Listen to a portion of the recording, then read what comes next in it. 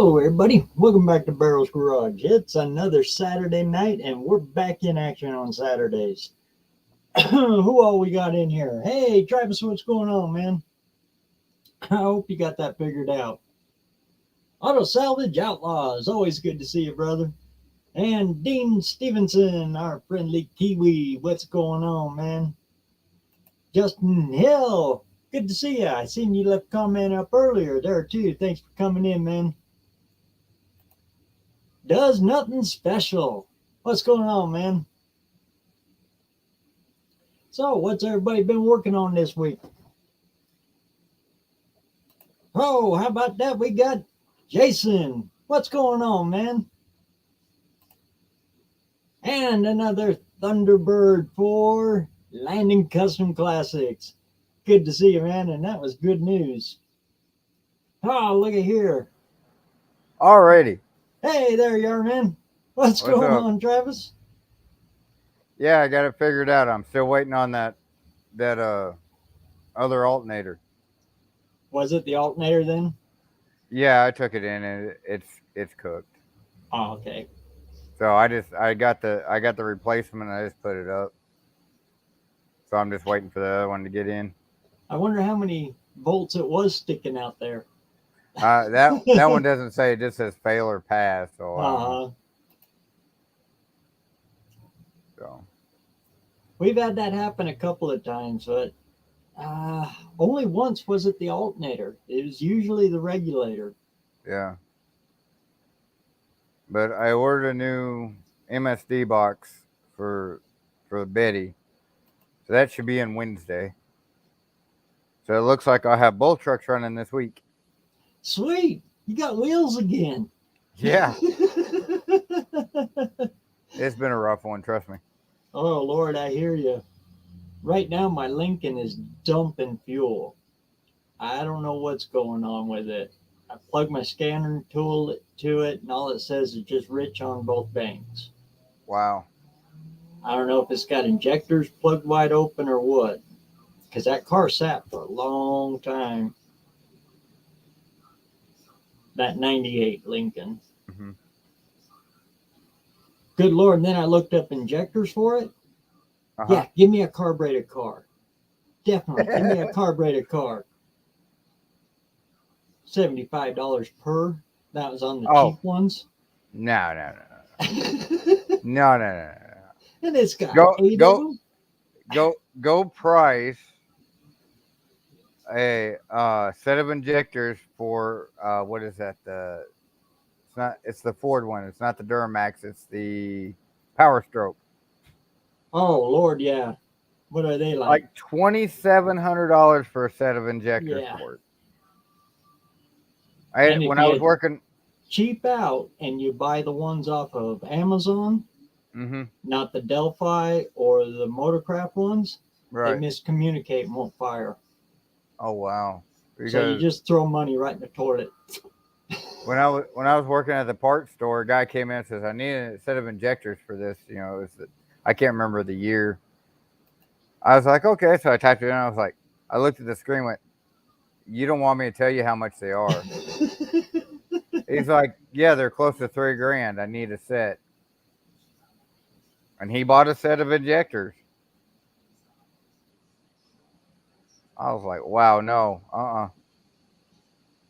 Yeah, don't want give one me of a those." carburetor.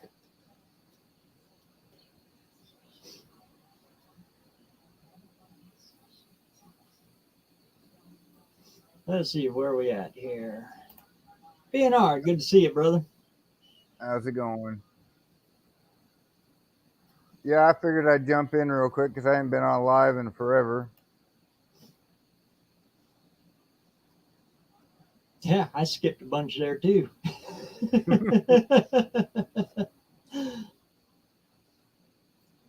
Again, I was going to try to do this one from the shop, but oh my good Lord. I went out there and, well, Landon was out there with me earlier.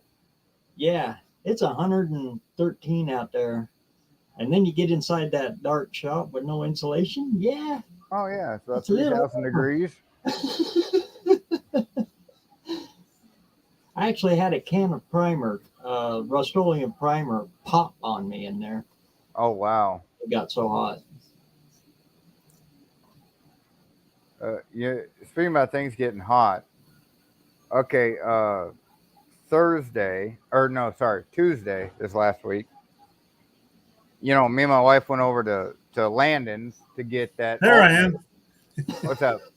We went over there to get that alternator from Layton. Layton, yeah. Well, when we were crossing the 40 bridge, I looked down at the uh, oil refinery, Uh-huh.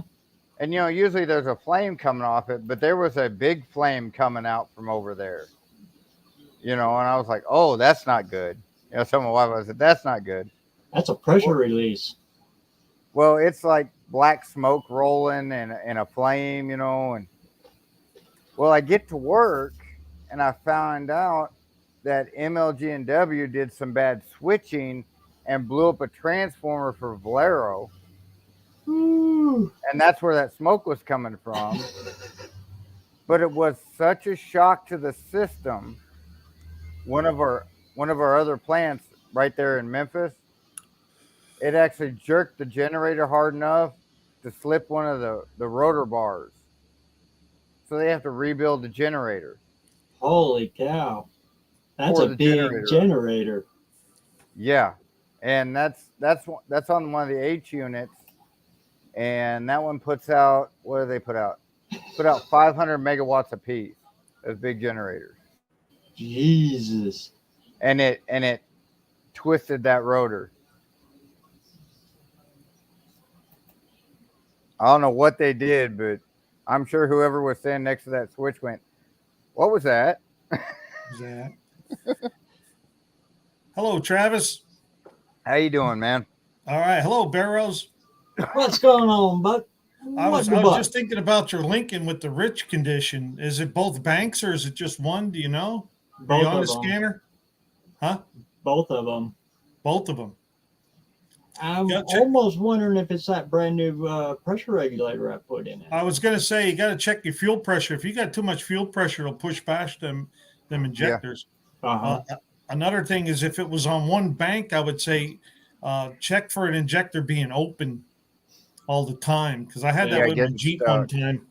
And the only way I didn't have one of those things to check it. So I just pulled the whole injector unit up out of there and then fire. And you can see whether they're squirting.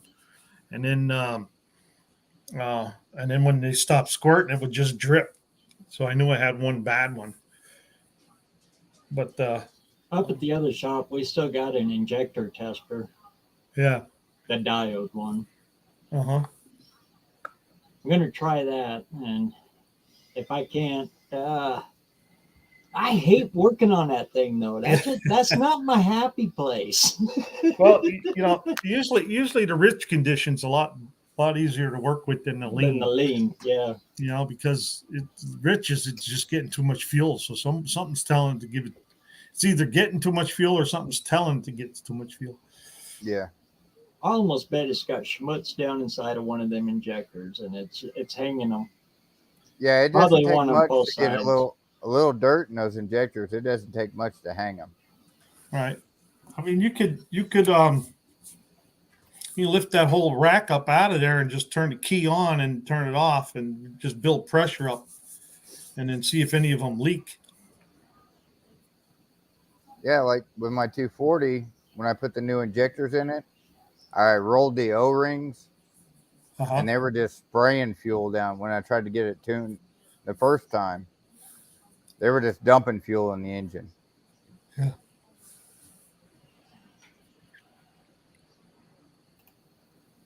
Yeah, that we do.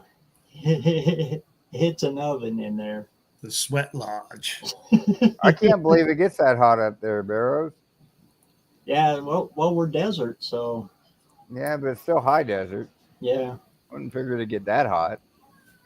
I didn't think it got that cold when he was talking over the wintertime. Oh, yeah. Yeah. I didn't think it got that much snow either. See, we're the opposite of Van Halen. Van Halen wants, the best of both worlds. We're the other way. Oh, you have the best world. Yeah, the worst of both worlds.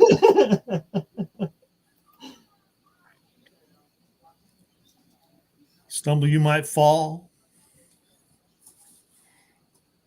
Yeah, yesterday the heat index was 133 down here. Wow. It was right at like 98 degrees, and the heat index was 133. Wow. I was so glad I was stuck in the control room all day. Turn that AC up and just put your feet up, huh? Yep. What are you doing? I'm hard at work. Mm-hmm. Hey, BareRose, what time is Dust Devil on? 10 o'clock? I believe so. 10:30, rather. Later than I'll be up. Yeah. I'm on my 4-day. I'm on my 4-day this week, so 7:30 my time, I think. Okay. And speaking about stuff, if you haven't gone over to my channel and signed up for the Super Clean, it's tomorrow night at 7:30. Tomorrow the giveaway night? is. Cool. Yeah, the giveaway is tomorrow night at 7:30. I'm going to do it live. All you gotta do is comment on the Super Clean video, Super Clean, and you're entered. Okay. Yeah, when it comes to Ford stuff, especially the sensors and stuff like that, I've had good luck with Motorcraft, Ford Motorsports. That's the problem when you get into that stuff, you know, that cheap stuff sometimes just won't communicate. No. No, it still goes back to you get what you pay for most of the time. Yeah. And my golly, it's hard to pay for it sometimes. Oh God, yes. You know, I told you I was going to do the EFI on the truck, and then I got my paycheck, and then I got these bills come in. I went, well, I guess I'm getting just another box and hoping for the best. So, Travis, are you talking about the Super Clean giveaway video that you have? Yes. That's the one you want to comment on? Yes. The one where you're washing the truck? Yep. Okay. I'm washing Betty. Yeah, any of my mods, go ahead and post that video up. That's what I'm doing right now, BareRose. I forgot I could have done that. Yeah. Paste it. Oh, and something real quick news for everybody. This instead of smoking. These are Zen just nicotine. Yeah, they're nicotine pouches. I smoke when I get up in the morning and after I eat. And that's the only time I've been smoking. That's the hardest times to deny yourself. Yeah, and I got to work through that. I'm trying to get used to where I'm just not. That's the only time I'm smoking, and then I can give that up, and then I can give the nicotine up later. There's the other good ways to catch pneumonia. Thank you, but I don't recommend that. You're welcome.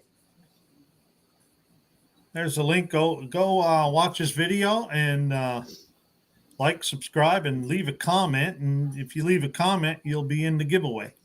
Yep.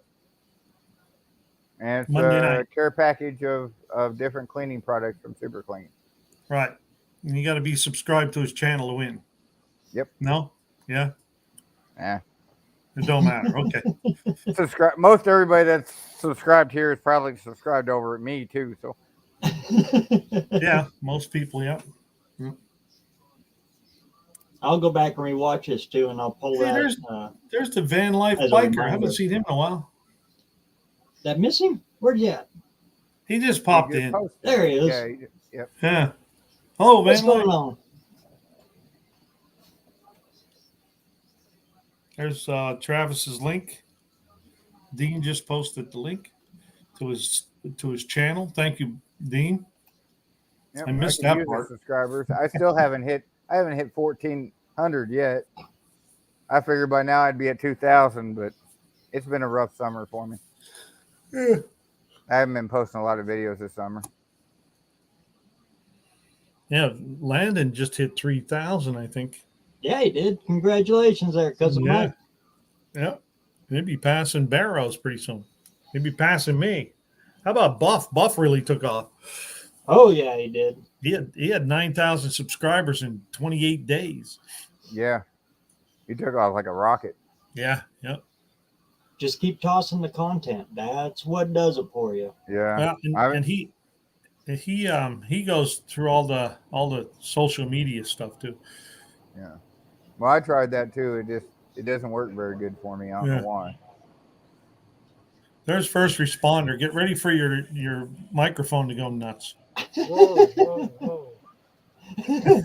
Why you gotta be like that, man?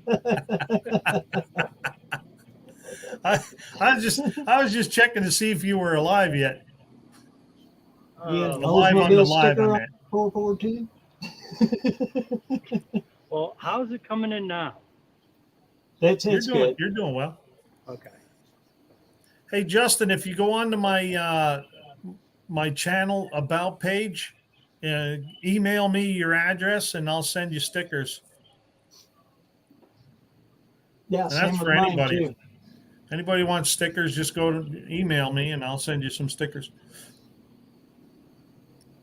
I just don't like putting my email out there and phone number and address and stuff, even though, well, you can't get it from there, but you can get the email anyway from my about page. 2 years ago, I sold a W150. And the guy's messaging me now, asking me if I want to buy it back from him for $1,500. Oh wow! Yeah, I sold it to him for $2,500. So he says, "I'll sell it back to you for $1,500." I'm like, wow. It's still running? Man, come on! I need money right now. I don't need to do this. Yeah. Hello, Mickey. Hey guys, what's going on? Mickey? How you guys feeling? Good. I'm doing well. How you been, man? Hey, BareRose, guys, I'm going to jump off real quick, but I'll probably be back in. Great seeing you tonight, Travis. See you later, All right, Travis. Good seeing you. Later, guys. Thanks for the link. Oh, you're welcome. Good to hear you got the alternator figured out, too. Yeah. When it goes to overcharge like that's what he was having troubles with. He was overcharge. A runaway on him. Yeah, things get a little spooky then, especially when you got a Holley EFI up on top. Yeah, that's a lot of money. Well, you got me interested, BareRose. We were talking about carburetors, and I was like, "Oh my goodness, let's do it." Knowledge is being spread on the table. I'm a rookie. I don't know nothing, guys. I'm just trying to have some fun and learn about these carburetors. Although I haven't messed with the Autobrock ones. A lot of people like the Autobrocks. Some people like the Hollies. And I guess they both got their ups and downs. I've never messed with the Edelbrock though. For a driver, I Edelbrock all the way. The Holley design racing, perfect. But basic street driving, yeah. Edelbrock is actually really easy to tune. I believe it. Yeah, I tune for wide open throttle. That's it.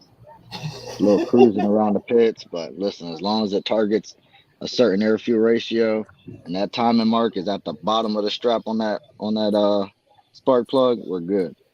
Good enough for Mickey. We're sending it just like that. Just hook it to a on-off switch. Just go. Listen, I weld the fins in the distributor. That joker is locked at 36 degrees. That's what it gets when the tire fires up to the time I pull it back into the staging lanes. That's what she's got. Hi, my name's Mark. Which carburetor are you going with on there? So I had an old fossil. Carburetor. Yeah, that leaked pretty much out of every orifice, and I ran that for a few years, and then I bought a 650 Brawler, and that was actually the first part that I bought that was like brand spanking new on that car. Everything else is used, but it was $715 to my doorstep for that carburetor. They're getting expensive. Yeah, I saved up a lot of pennies for that. Ooh, 5 quarts of oil in a Volkswagen air cool, huh? Yeah, something's wrong there.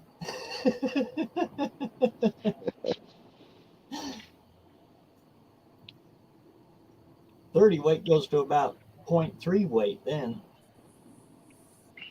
I run 0W40 in mine with 4 quarts. Those brawlers seem to be pretty good though. Price wise, they're a little easier to stomach. Yeah, I mean it wasn't too bad. I mean the car picked up power. I don't know. I haven't ran it yet with the 650 on it, but I'd say there's at least 3-4 horsepower, at least a mile an hour in the carburetor alone. I mean, like literally, I had towels just sitting on the carburetor before I made it pass. And then when I got back to the staging lanes, I had to clean up all the fuel. So dangerous, but when you're young and dumb, you don't care about that stuff. I bought a few Fords because of that. Yeah. Tell you what, that thing it ain't been hurt yet. I mean, it gets hot. I'll tell you, on a real hot day like it is today, I'll make a pass. I'll have 45 pounds of oil pressure. In the shutdown, I'll have 8 pounds of oil pressure until I come on the return lane. I think it's hot and a lot of timing in it. It is what it is. What's the oil feel like on the dipstick? When you Oil's check fine. I run it really heavy. Like I said, I run a 0.40 weight. I run 4 quarts in it. Excuse the bike that's about to pass. But it doesn't burn your fingers or anything? No. I mean, it Off doesn't the get rack? ultra hot. But yeah, on a really Okay. hot day, it gets hot. But I mean, on a decently cool day, I mean, low 80s, high 70s, I have no problems with it.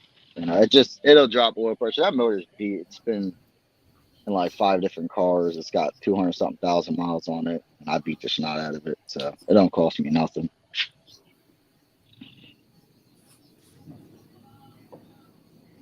A little 302s take abuse. Of the Fords, though, I'd have to say that is my favorite Ford engine. Yeah, I like to mess with a couple. I like to do a 289 and rev the snot out of it. And I'm a fan of the big blocks too. But it all depends. Like I never really messed with that 429. stuff. Yeah, that's what Grover had in his truck back in the day. He had a Torino with a 429 in it, and something happened with the Torino, and he put the motor and trans out of that in his truck. And he went out and he hurt a lot of people's feelings. That truck was like 4,300 pounds with him in it, with a 429 in it. The thing used to rip. We used to run Castrol GTX Racing 2050 in our Volkswagens.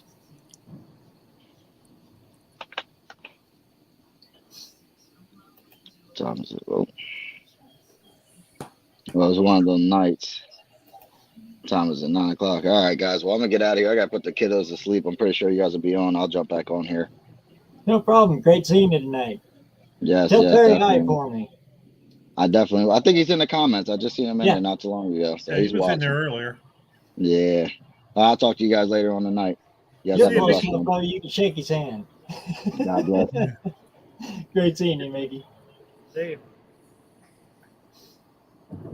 First responder still here? Oh yeah, I'm here. Oh yeah. That is a You cool guys can hear picture me, right right? there. Oh yeah, we can hear you good. Yeah. And it is a cool picture. I think JB gave him that air cleaner though. Oh, did he? Yeah.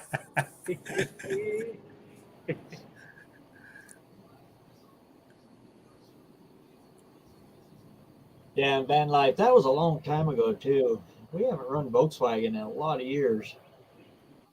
I'd have to say in the early '90s.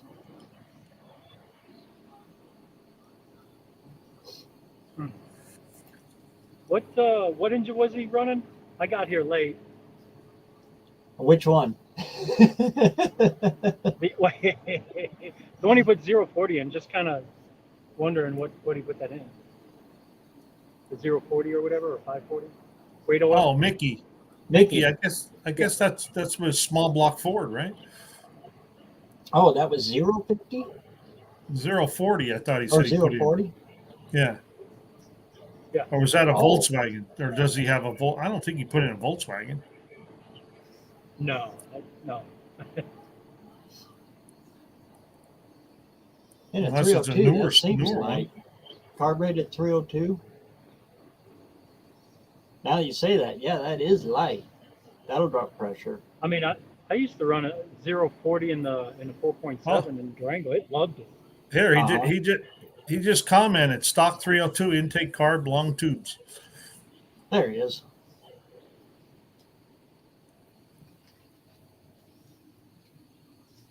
I mean, that's really good oil. So.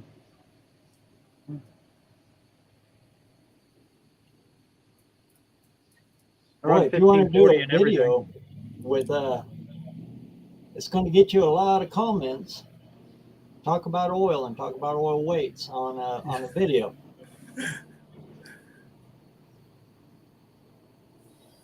You want to talk about oil?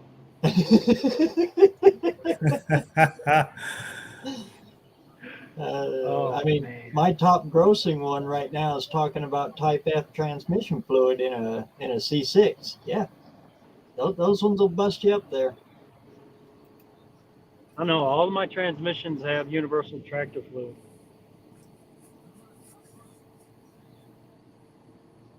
High trans is good stuff. The the high trans is a little thicker. You know, there's two of them. One has there's high tran, and then there's what's the one Case uses? Oh, Case is for the hydrodrive. I got to put that in my. I forgot what they call that oil, but I just get the O'Reilly stuff. I throw it in everything. The only thing I used differently was a Durango. I got the Lucas Universal stuff, and it's just a tad thicker, and I think I like it better.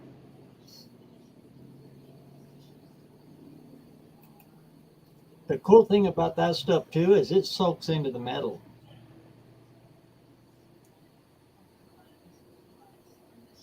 It's High Guard, that's it. There's High Train and High Guard. Yeah. Now High Guard has a it actually can absorb a lot of water without it affecting the oil itself. But High Tran, it can't be in a moisture environment, so you got to be careful with those two. Yeah.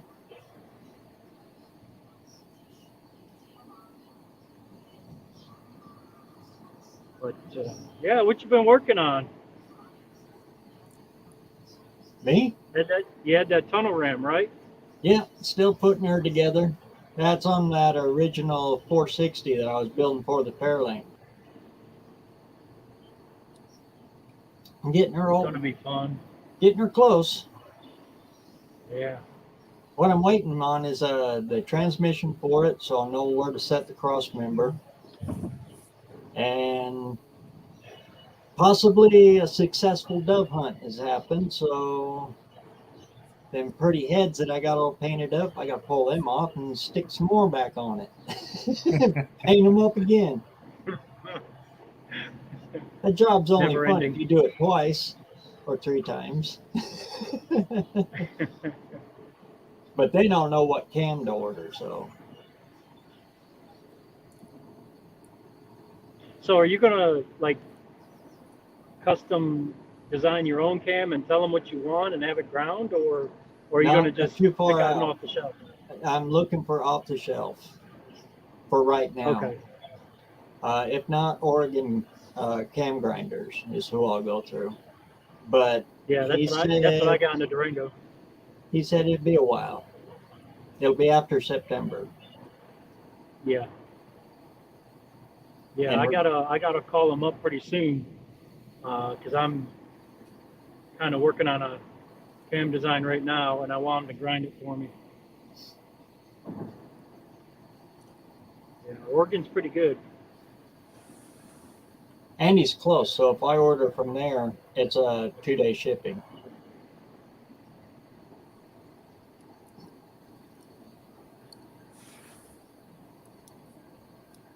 But I still got to get a set of flats coming. I found a set of flats out of California.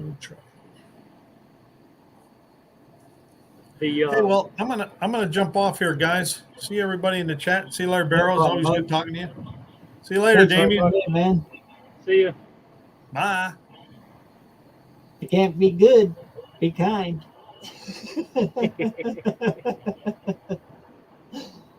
Yes, sir. So when you say flats, you're talking about the lifters, right? No, pistons, flat top pistons. Oh, okay. Right. You know, Oregon grinds lifters too. Oh, they do? Yeah, I think they're like $3 each. Wow. Of course, that was, you know, last year's prices. But yeah.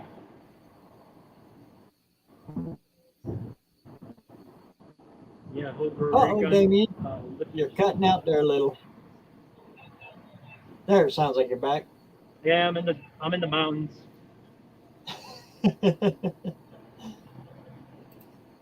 Yeah, I'm kind of in a. Remember the graphite starting to buy trees and mountains. Reduces engine wear. Do you guys remember the graphite oil? It reduces engine wear. But what it did was reduce your engine. A brand new quart looked like oil, looked like old oil when you poured it in. I better put my glasses on. When you poured it out, it was jet black.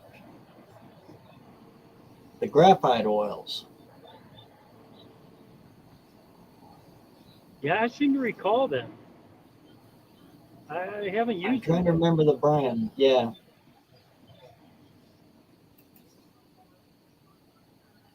Oh, that reminds me. I got to change the oil into Durango. I still have all the Molly lube in there. Oh, Lord. Yeah, I actually broke that engine in with the braking oil from the rat rod. Oh, really? Yeah, I'm a cheap ass. That is the bad thing about braking oil. It's kind of spendy, and it only lasts for maximum of 500 miles. Yeah. Well, I don't know if it is the lasting part, but maybe they just recommend after 500 miles because, you know. Yeah. I don't know. I usually do it even before then. Yeah. But it's hard. Yeah. I hear that. I let it sit for about a year, and then I lightly pour it into a filter and leave the sediment in the old jug and throw it away. I mean, shoot, that stuff is expensive. Well, I use compressor oil, 30-weight compressor oil, and I coat the cam in the molybdenum or whatever, the old camshaft lube that, you know, it's hard to find nowadays.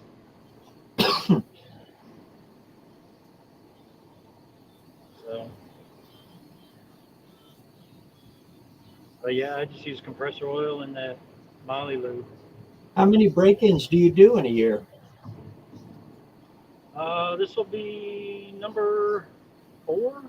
Number 4? 5. Sorry, 5.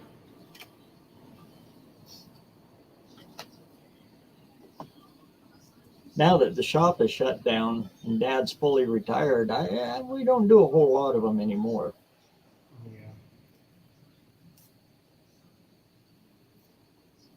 Yeah, actually, I'm working on a Packard right now. It has a Ford 300 in an inline 6. And they bought this engine from AutoZone and just slammed it in there and put a Pertronics HEI distributor in it. And it's got like 1,000 miles or probably less on it. and it never quite ran right. And now it's ticking and it'll misfire, but as soon as you get over like 2,000 RPM, it'll smooth right out. So I popped the valve cover off and I checked the adjustment on the lifters, and they had those suckers like 4.5 turns. Really? I was just going to say that sounds like valve. So I backed them all off and I just tried half, and it started running better. The problem is it still misfires every now and then and ticks real bad. So I think damage is done. There's sparklies in the oil, so. Uh-oh. Yeah, I think it's toast. Well, if it's closer and you wanted to go back original, I know there's a bunch of those old Packard straights. Oh, yeah. This guy doesn't want to go back. He does weddings with it, so. Oh, really? Yeah. And those old Ford 300s, they'll run forever. Oh, until they're they great. don't. Yeah. I mean, shoot, they really. Now I had an F-150. It was like my first, and it was like my first Ford. It was a '92 Fireside. Had an inline six in it. Uh-huh. And I put Mustang injectors in it, raised the fuel pressure, put that torque cam in it, and actually, it responded to it pretty good. I mean, for what it was, I was happy.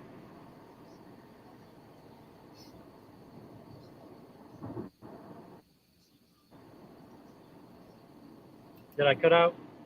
Yeah, cut a little bit there. Which mountains are you flying through? I'm on Thornton Road right now, heading towards the highway. I'm in Georgia, just northern Georgia. In northern Georgia? Yeah.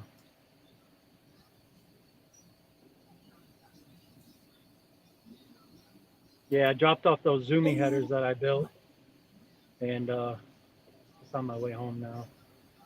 Kind of got two birds with one stone.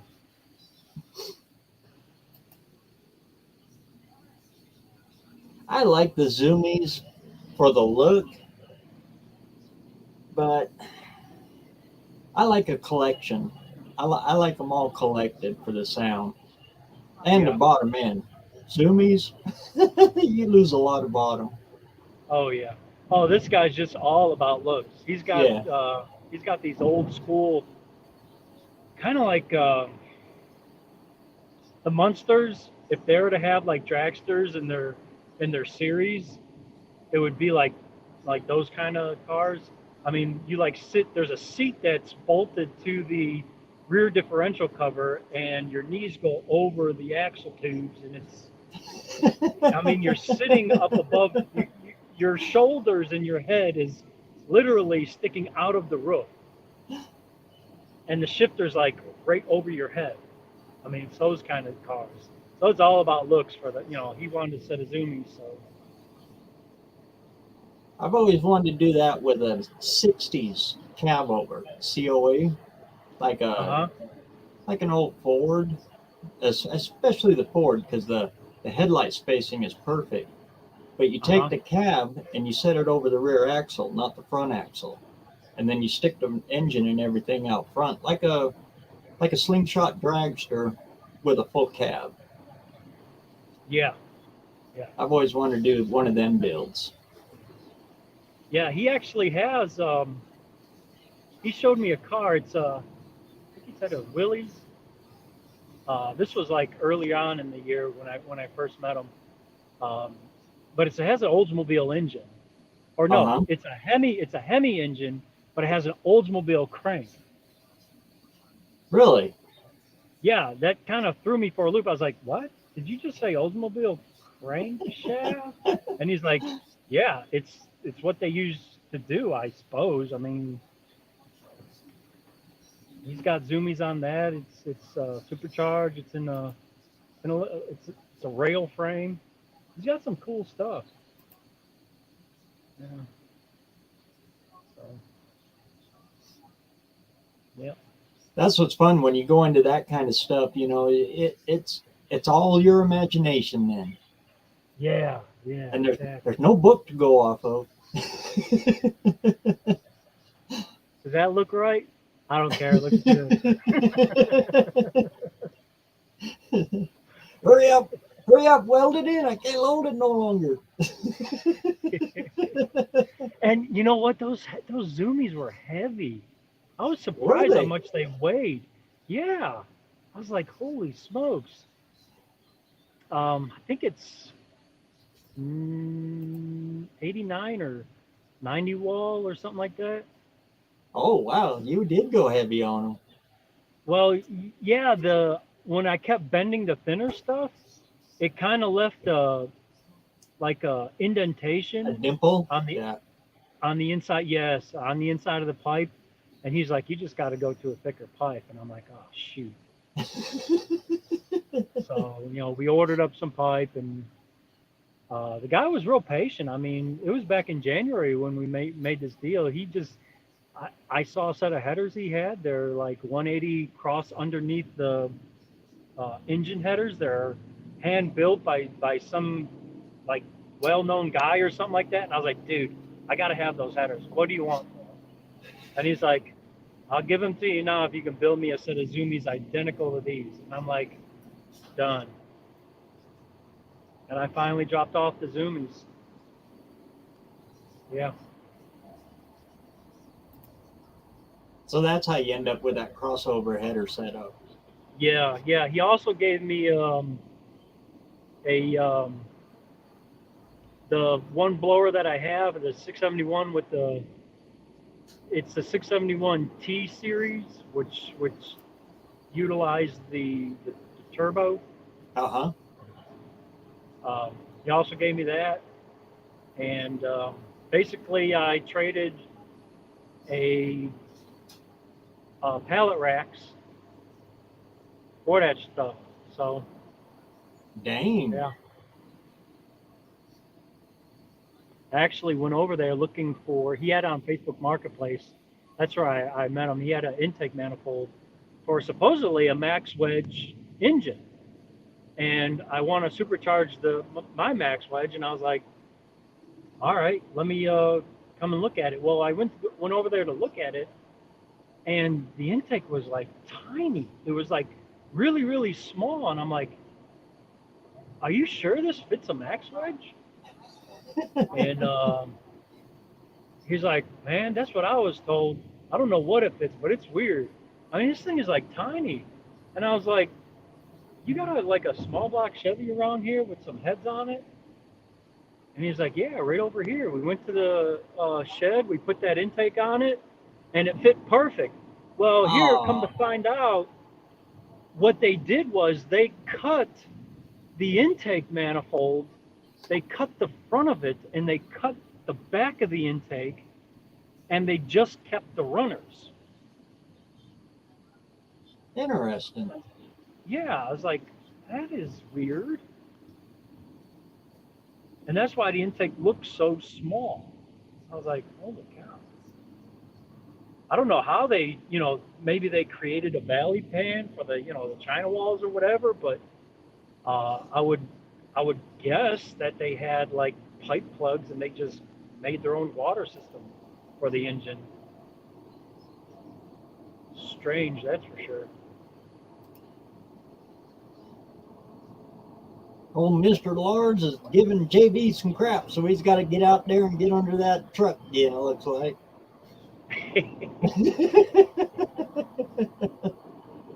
Okay, I just hit I-20 East.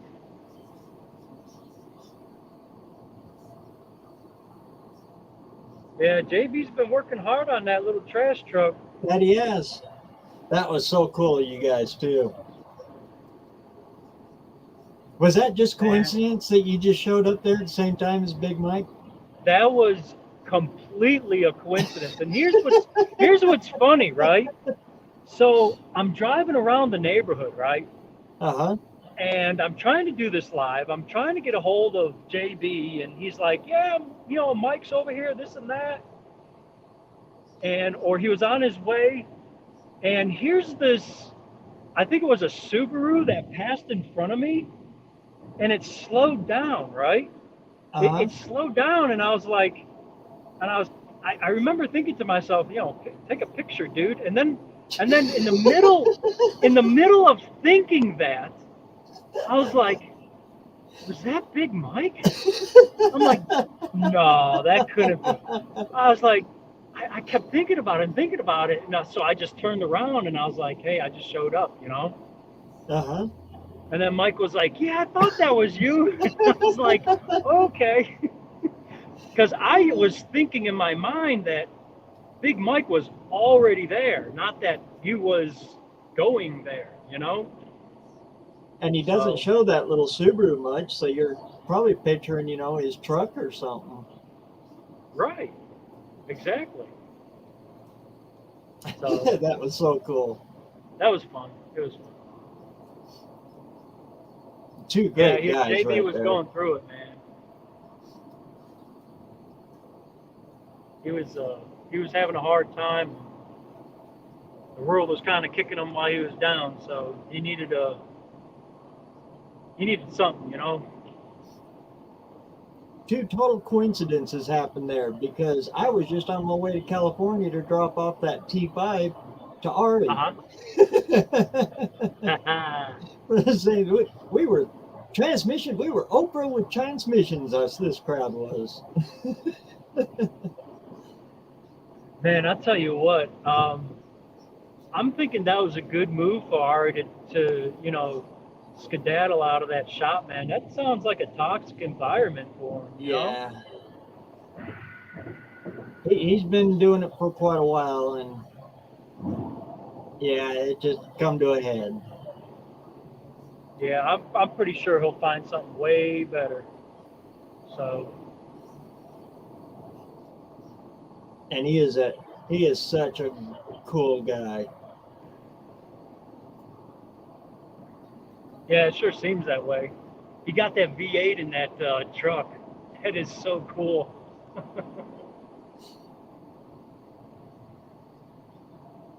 Boy, that brings back memories. We used to have a 63 that we hauled garbage in. Yeah. And we did the same thing. We pulled except for it had a 250 in it. So it made it a lot easier. But we pulled that 250 out and stuck a 350 right into its place. But those are easy because they got the standard bell housing. So when you guys did the V8, did you use the front motor mounts, or did you kind of like make They're your own? They're already on the side. Okay. On 63, it's already there. It's already set for you. Oh, okay. 62 down, you had to use the posts or the horseshoe. I think horseshoe was only torsion bar, if I remember right.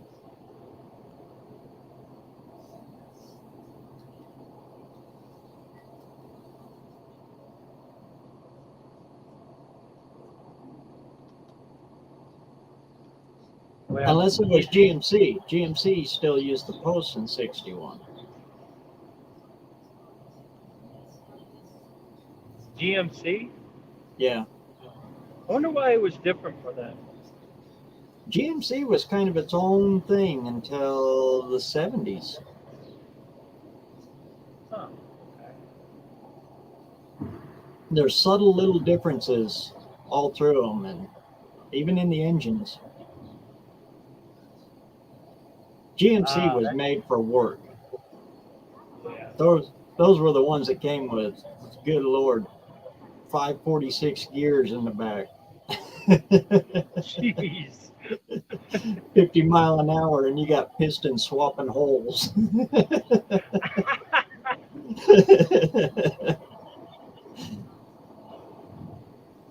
Oh man.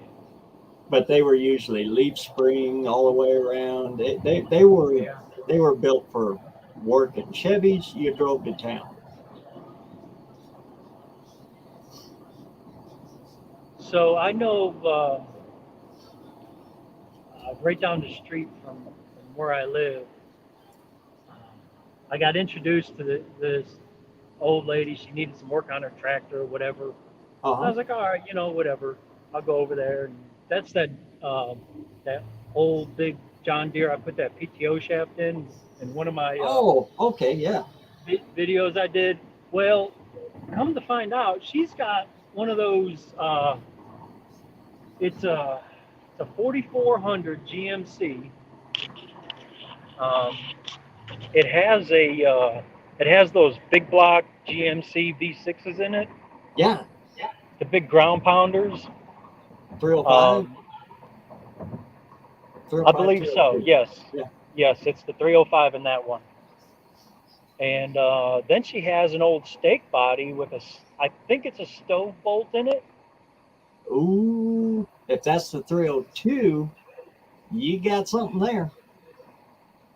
Well, because I help her out around the house and everything, and I've been fixing her stuff, she doesn't know what to do with these trucks, and I'm like, well, I could use that stake body, and she's like, you want that old piece of crap? And I'm like, yeah. Okay. Yeah, that pile of junk right there with the perfect interior, yes. Oh, yeah. Georgia truck, yes. All day long. And, do they survive pretty good up there in northern Georgia? Oh man, the frame. Well, I'm in like middle southern Georgia, actually more southern. Oh, okay. But you could still see like the paint on the frame. You can still see engine paint. There's like the faded paint patina, and then the corners have that very light, kind of like rust that you can probably just take, light sandpaper to, and it'll just come right off. Yeah. What year do you think it is? Oh, it's got to be like, I want to say like a 62, maybe. I don't know. Okay, so it's more like RE style truck? Yeah. Okay. And then 1, 2, Series 3. Wait a second. I think it did say series on it. Series. How come that sounds familiar?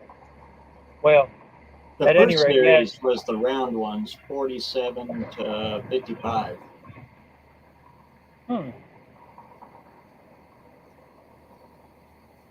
Second series was also 55, but it was more the tri-fi look.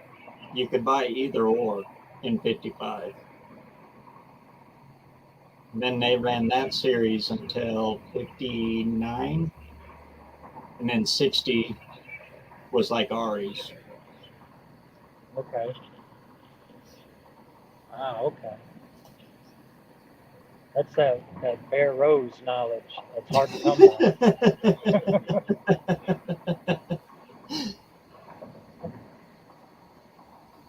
So yeah, what's that? I always liked the Series 1 GMC. It had the chrome mustache grill. I'll have to look through my old videos and see, because I remember seeing series on it somewhere, or at least it sounds familiar.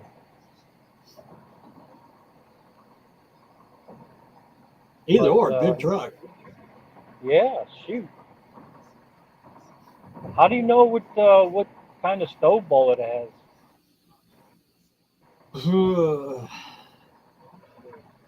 Check stroke. That's the easiest way. I'd have to look it up by the numbers because I've only messed with two 302s. But if it's a 302, yeah, you can get some power out of that sucker. Huh. They're fun to play with. There's a guy, he has stovebolt.com, Tom Langdon. And back in the 60s, he used to race He had a gasser. It was a 51, 52 Chevy coupe gasser, you know, that had that 302 in it. And he was eating V8s with it. Wow. They call it the Langdon 6. It was, yeah. Wow. If you get a chance, check out that website. Sadly, he passed away about 5 years ago, but his son is still, and he sells all kinds of parts for them and all kinds of hot rod goodies. They're a little spendy though. I'll warn you that right now. Oh, that's fine. I'm used to owning a Mopar. Oh, and GMC has its own bell housing back in them years. If I remember right, in 60. Holy smokes. Oh, okay. So it's a different pattern. So hold on to that bell housing.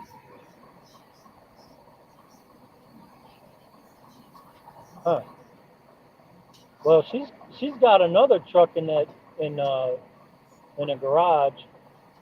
She wants to clean out the garage, right? She opens this garage and I see like 2 round headlights and it looks like a truck, like baby blue truck, and it's buried. It's like literally buried under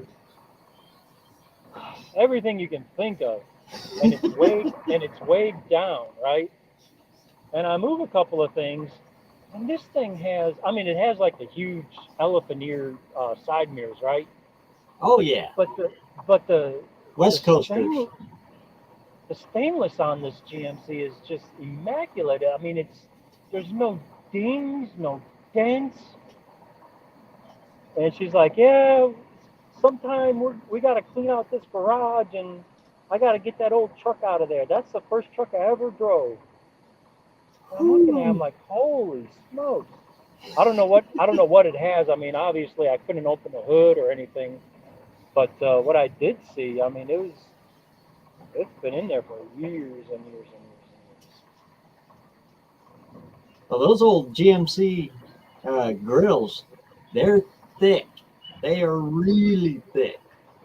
Well, I've got a 49 sitting up on stainless grill, sitting on my 53 Chevy. I was debating on whether to switch that to turn my Chevy into a GMC look with the grill swap.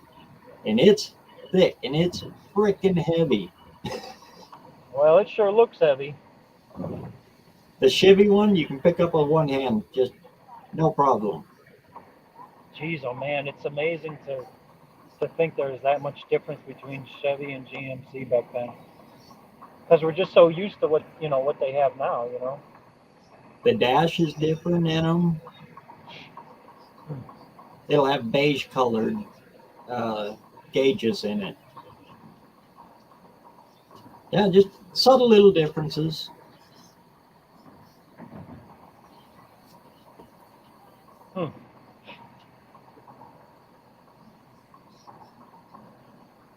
And check the amp gauge too. If it's... Did you say amp gauge? Yeah. Okay. That'll tell you 6-volt, 12-volt. If it's maxes out at 80 or 90 amps, then it's a 6-volt. Okay.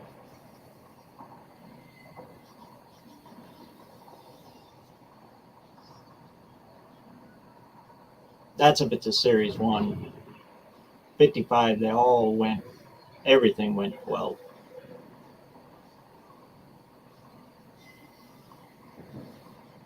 Unless it was a Dodge.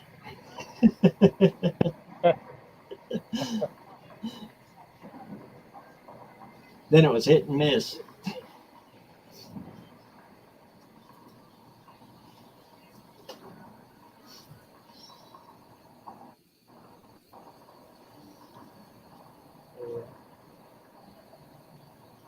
Yeah, that'd be cool as all heck. Even just get video of it if you can. Yeah, I did have a short on it. It's probably buried though because it's been a while. I must have missed it. I noticed a little while ago I had to resubscribe to you too. YouTube did its thing.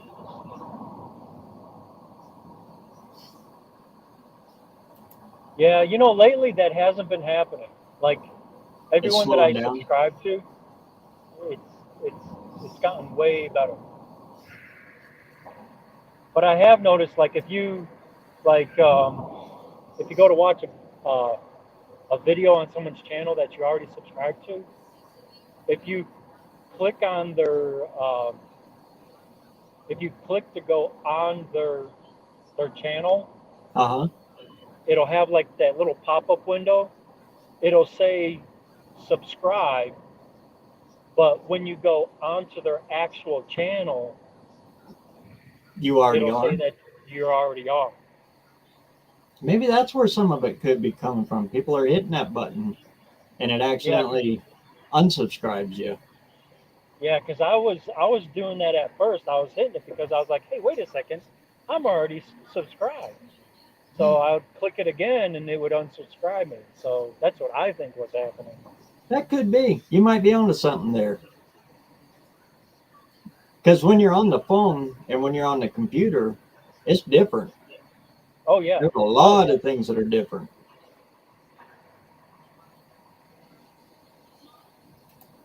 Hey, Leighton, what's going on, man? Leighton.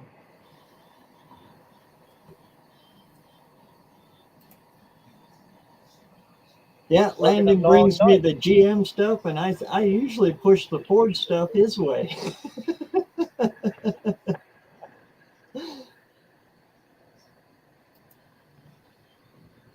And Mopar is like Fight Club in Idaho. We don't talk about Mopar in Idaho. Really?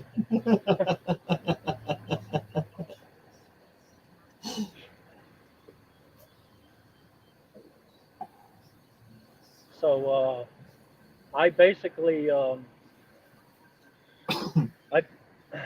picked up this rear end because I gotta use the carrier out of it. I have in one of my earlier videos, I welded together the differential for the Durango, and I think JB may need like towed or something, or to tow a trailer with his truck on it, which is fine.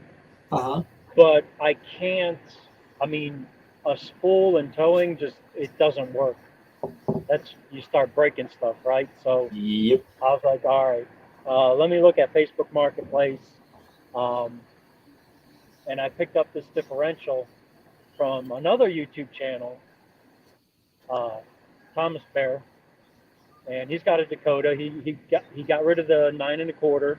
It has 392s with a limited slip, and he put a Ford 8.8 underneath it. So I picked up this axle, $200, and I'm going to use the 392 gears for my Dakota, get rid of the 355s, and I'm going to use a limited slip. I'm going to put that in the Durango, so I can at least tow with it. That gear set should do you all right. Yeah. Well, I ordered 411s off Amazon too, so they had for some reason they're having like a sale on motive gears, and I was like, what's this? So I go to click on it, and it's 38% off, and I'm like, no way. So I picked up a few sets of gears. I was like, shoot, why not? $140. Timken bearings? Yeah, the master kits, they were $89 for. It says in the description, Timken bearings. I mean, when I was leaving the driveway, I saw the post office truck, and I got the boxes in the truck with me. Sweet. I just haven't opened them up. So yeah, I just got done taking these boxes to Tennessee and back.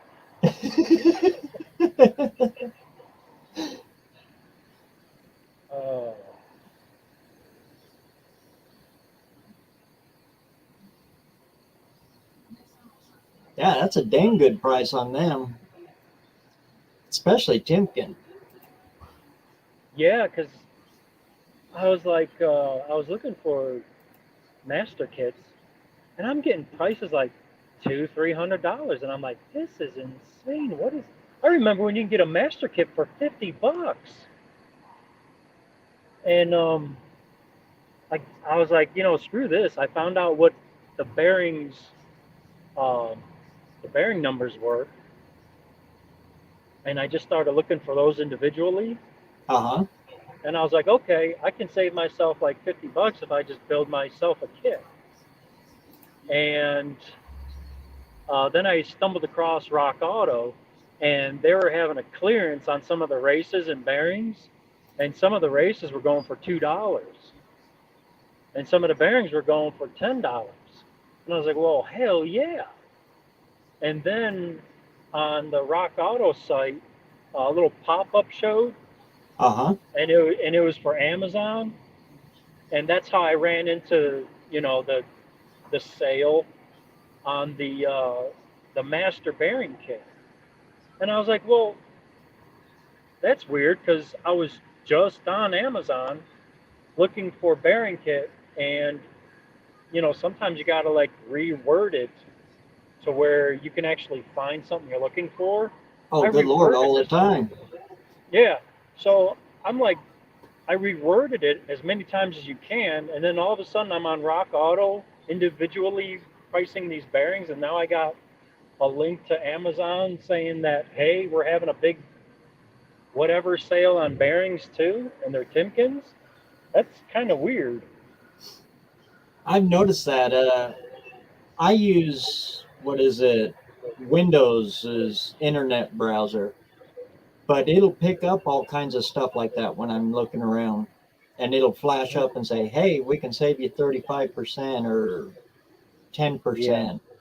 And then you go through and you look at them, but you got to be careful with them, because I was looking for Ford parts and it kept throwing up, hey, we can save you 50% on that. And you look at it and it's asked for a big block Chevy. Yeah, I ran into that too. So I have like a little ritual I go through. So if I know I'm going to be purchasing something, I go ahead and I go on my tablet, I go on my phone, and I start searching, and then I just stop searching and wait about a week. And then I start searching again, and more things will be popping up. And then I'll just quit searching, and then by the third week, I'm getting like sale prices, clearance prices. So that's what I do. That's like eBay. If you do anything on eBay, put it in your watch list and just let it ride there for a little while. They will come back to you and say, hey, you want this for this special price? I've gotten so much stuff that way. Absolutely. Yep. In fact, that's what the Platties are all about.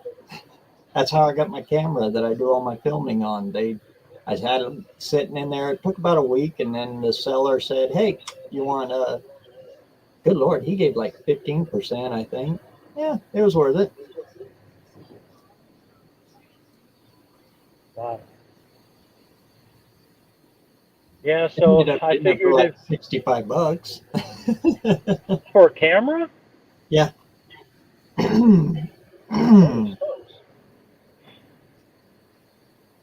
The wife's Rebel, I got it for $220. But it's so complicated, I can't film with it. That one would take a cameraman. Jeez.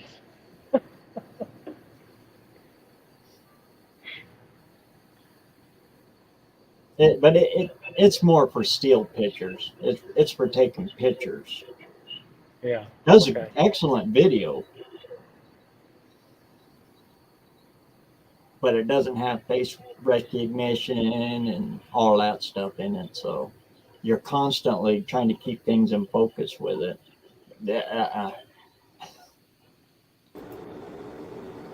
Hey, Leighton, what's going on, man? What's going on? Good to see you, man. Been a minute. Leighton went live. How y'all doing? Good. How you been? Going good. Busy, but good. What you been working on? I've been working construction last about 5 or 6 weeks. Got you out there in the heat, huh? I've been mowing the last 3 days, so it ain't been too bad. Just mowing bouncing roadsides. At the steel mill. Oh. So I've been mowing around that and a couple fields.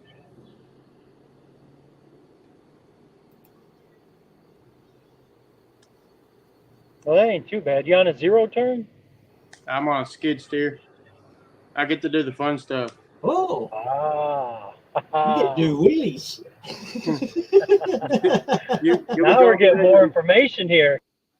Be like this. What kind of skid steer? The cat. Nice. Got wore out tracks on it right through. Oh, it's a tracked one? Yeah. Yeah, they get a little rough when they're wore. They're a little Now, rough when they're not. Well, yeah. Is that a sealed cab with air conditioning? Yeah. Oh, man. Yeah, it's nice. It gets a little sketchy sometimes. Like today, I had to mow on the side of the railroad. So it was pretty steep. So I sit like this. Trying to hang on. So, like, is there other people mowing out there, or? Right now, it's just me on the skid steer and another guy on the tractor. But we've got. So do you like roll up next to the guy on the tractor and pretend like you're shivering in the cab? No, he's got air conditioning too. I think the only thing that doesn't have air conditioning right now is the brush, what's it called? Sweeper. The sweeper. Yeah. Oh man, the thing that gets the dustiest. Oh, yeah, that's terrible. The AC's broken it right now, so it's not the best thing to run. We're working 6/12s on the mowing crew, so I just got off work a couple hours, I don't even know what time it is. A couple hours ago, I've been at my father-in-law's.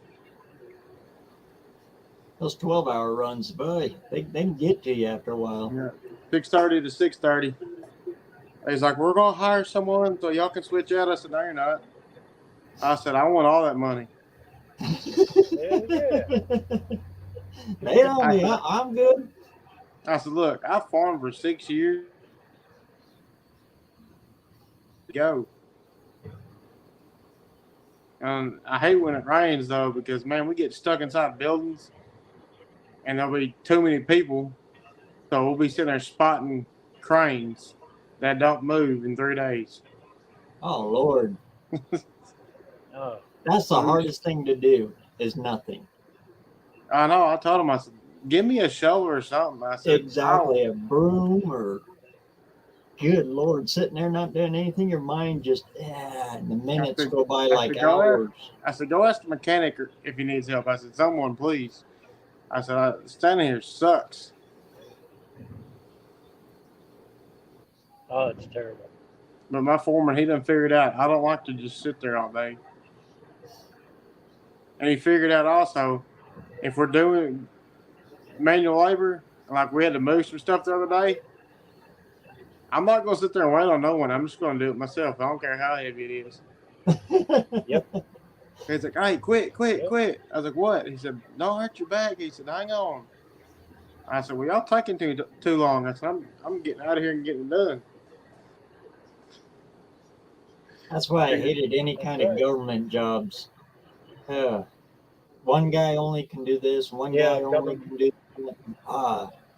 You end up sitting on your thumb for 2-3 hours to do a 15-minute job. I won't. I'll sit there and do it. Yeah, then it's. And my foreman likes to get stuff done too. Hurry, and then wait. Yeah. Well, we're moving stuff so we can expand our stockyard, and they was still. He said what needed to be done, so I just walked over there. started doing it, I wasn't gonna wait on nothing. Started doing it. We had some 2x4s we stuck down in a trench so the excavator and my skid steer wouldn't mess up the bolts in the ground. Well, somehow they got wedged in there really tight. Don't know who did that. So trying to get them out was fun, and I got tired of messing with them. So I just picked a 2x4 up, and it was stuck in a bolt, and I just picked it, stood up with it, and broke it in half. He's like, "You got lucky on that one." I said, "Oh yeah." So watch this one. Picked another one up, stood up, and broke it in half. And it wasn't laying a flat way; it was laying like this. It was hard.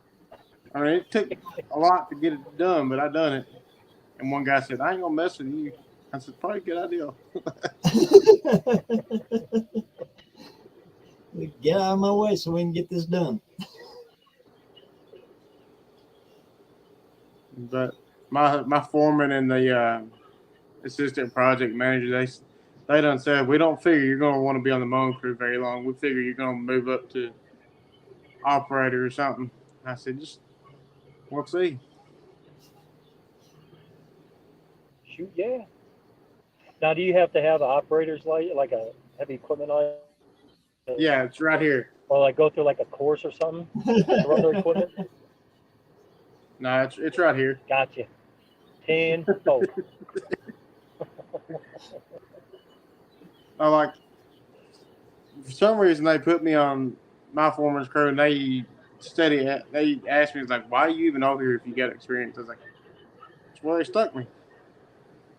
Everybody's got to start somewhere. I said, I don't care where I start. I said, I just want to work. And absolutely. they're talking about giving me housing pay and stuff like that after 90 days. So I was like, you do that, I might just stay on the mower.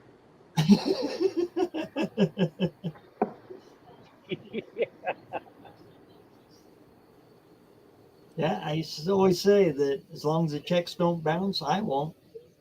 Yeah. I don't think I'm going to have a problem with that. Not there. I ain't been on YouTube in a while, and Travis come over the other day to grab an alternator from me, and we were just talking. I said, "Man, I ain't been on YouTube. I ain't watched no one's videos. I haven't really been on social media a whole bunch here lately.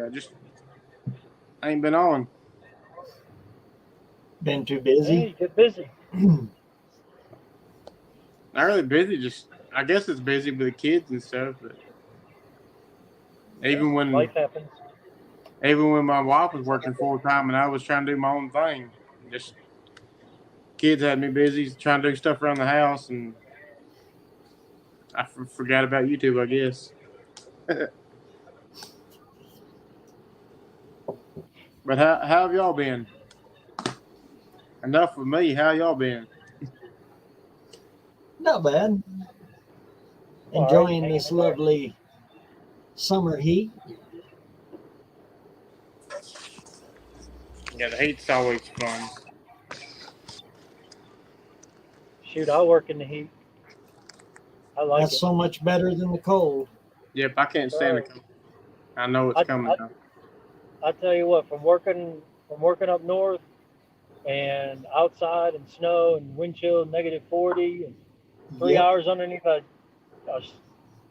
front end loader that blew a hydraulic hose. I don't know what happened, but it's like the cold affects me now, like after that situation. And now when it's like really, really hot, it doesn't affect me. Yeah, I'm the same way. I can work 100 degrees, 150, it doesn't matter. But a little bit of cold, for some reason, after that instance, it affects me. So, I mean, I guess it's like this. I'm sorry? Go ahead. I guess it's like if you overheat or, if you're working outside, I guess it affects your body that way, but like it's cold instead of hot. I don't know. I think it's because when it's hot all the time. But when it's cold, you're always going to get warm. but then you're right back out in the brutal, nasty cold again. So your body's going up and down all the time. Yeah. But when it's hot, there's no escaping it. It's just hot all the time. So your body adjusts better. Or you frostbite. Well, even like air conditioning affects me too. Like I don't like running the AC because getting into a cold vehicle and then back into the heat, I don't like that. So I'll like cruise around with my windows down like my AC doesn't work. That's what I did on the farm. I would not run my air. If I did have it on, it was on low. Like I didn't want to jump in my truck and be freezing cold because in and out will it'll wear you out. It wears you out quick. Oh yeah. And two, that's how you get heat exhaustion, heat stroke, jumping straight into a cold vehicle. And this is going to sound really weird, but I learned it from the vets back in World War I. When you're hot, they would drink hot tea or hot coffee because a hot drink actually cools you off. A cold drink, even though it tastes better and it's more refreshing, actually works the other way. Well, it's like your body, like we had a safety meeting on hydration and stuff, and I was talking about the cold water and stuff. I said, well, if you get too hot, I said it's better to chug room temperature. Leave some in the back of your truck if the AC's on all day, or get some out the office and chug that, and then slow hit the cold one because your body's got to warm that water up to take it in. Yep, exactly. Yep. Sorry, any person that played sports knows that you're supposed to drink room temperature water or Gatorade or any type of electrolytes just because of your body temperature. Like I swam for 5 years, and if you drank cold water while your body was so hot, you throw up in the pool. Oh yeah, cramps and all kinds of stuff. My second day at this job, another contractor had a guy die on the job. Well, he didn't really die on the job. He died before he got to the hospital from the heat. They said that his body temperature was 109, his internal body temperature. Yeah, a buddy of mine, we were I used to work for a moving company, and we were moving in like 108 or 109 degree weather in like Virginia. And the trucker left his AC on. He went in there and sat down and passed out. Thank God we called him because we had to get him to the hospital and stuff. But yeah, they said he could have died in the shot. Yeah. That day it was 115 degrees. It was hot. It was miserable, and there was no wind. I remember doing attics when I was HVACing. Holy cow, that is brutal. Oh my gosh, yeah. I passed out at the Harley Davidson dealership. They had to pull me out of the attic. Did they use a Harley? No. And then we got stiffed on that job anyway.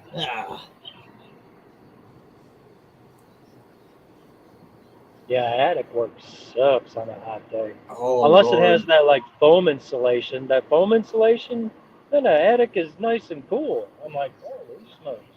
I never got none of that. I was rolling around in the fiberglass and some R12. Yeah, I had to do that to my mom's attic.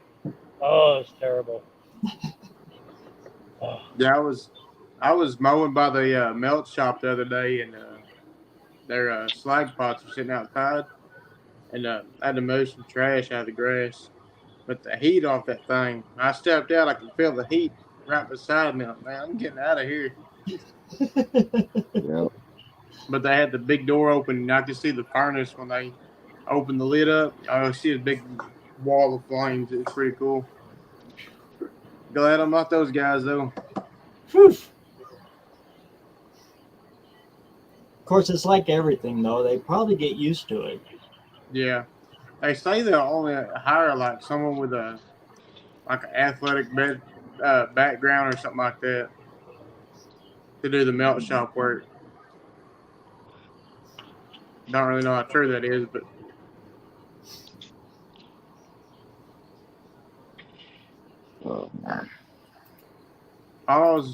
one thing is I got 54 days to build a car. Put a stick in it, it'd be faster. I know what you're talking about. Oh Lord, mine's still all in pieces as well. My motor's still tore down, which we've had a rough few months, so trying to recover from that still. And my wife's job kind of faded out, so it's back to just me. But I'm gonna try to pull it off. If not, I'll be pulling a Buck's garage.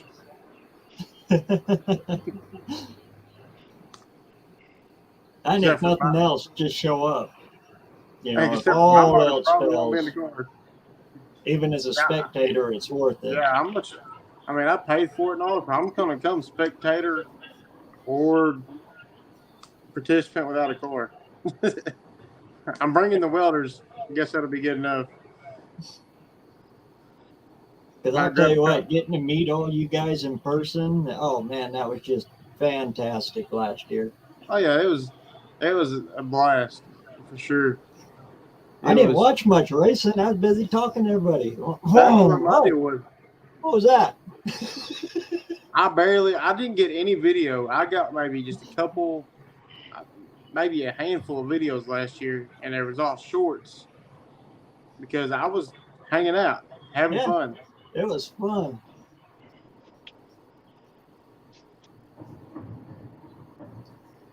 And I'm sure, which I know this year, some people ain't gonna make it that made it last year, and there's gonna be people that are new and that can make it this year that didn't make it last year. So it's gonna be a whole nother meet and greet and reunion all at the same time.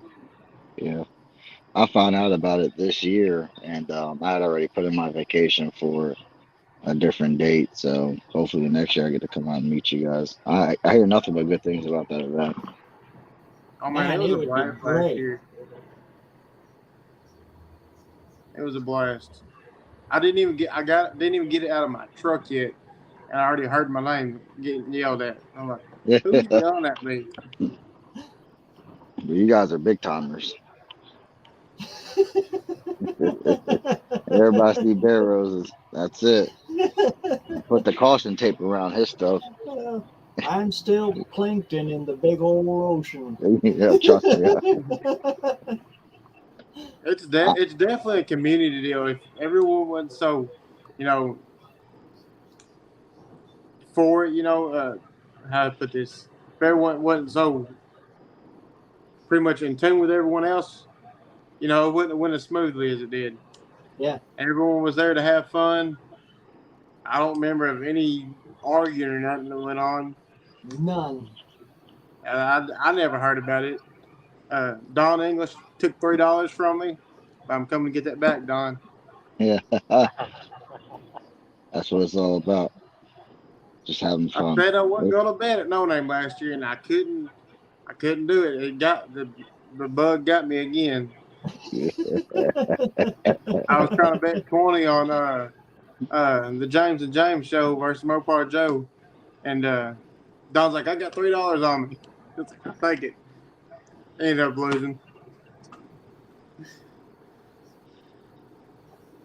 But it was fun. I don't care if I'm there. I'm having fun. Yeah. That's what I like about this community. Some of my lifelong friends I've made in community just like this, drag racing or just hanging out or going to car shows. There's always that young group of knuckleheads, but it's always the older guys that get things under control. Have good events like this, great turnouts.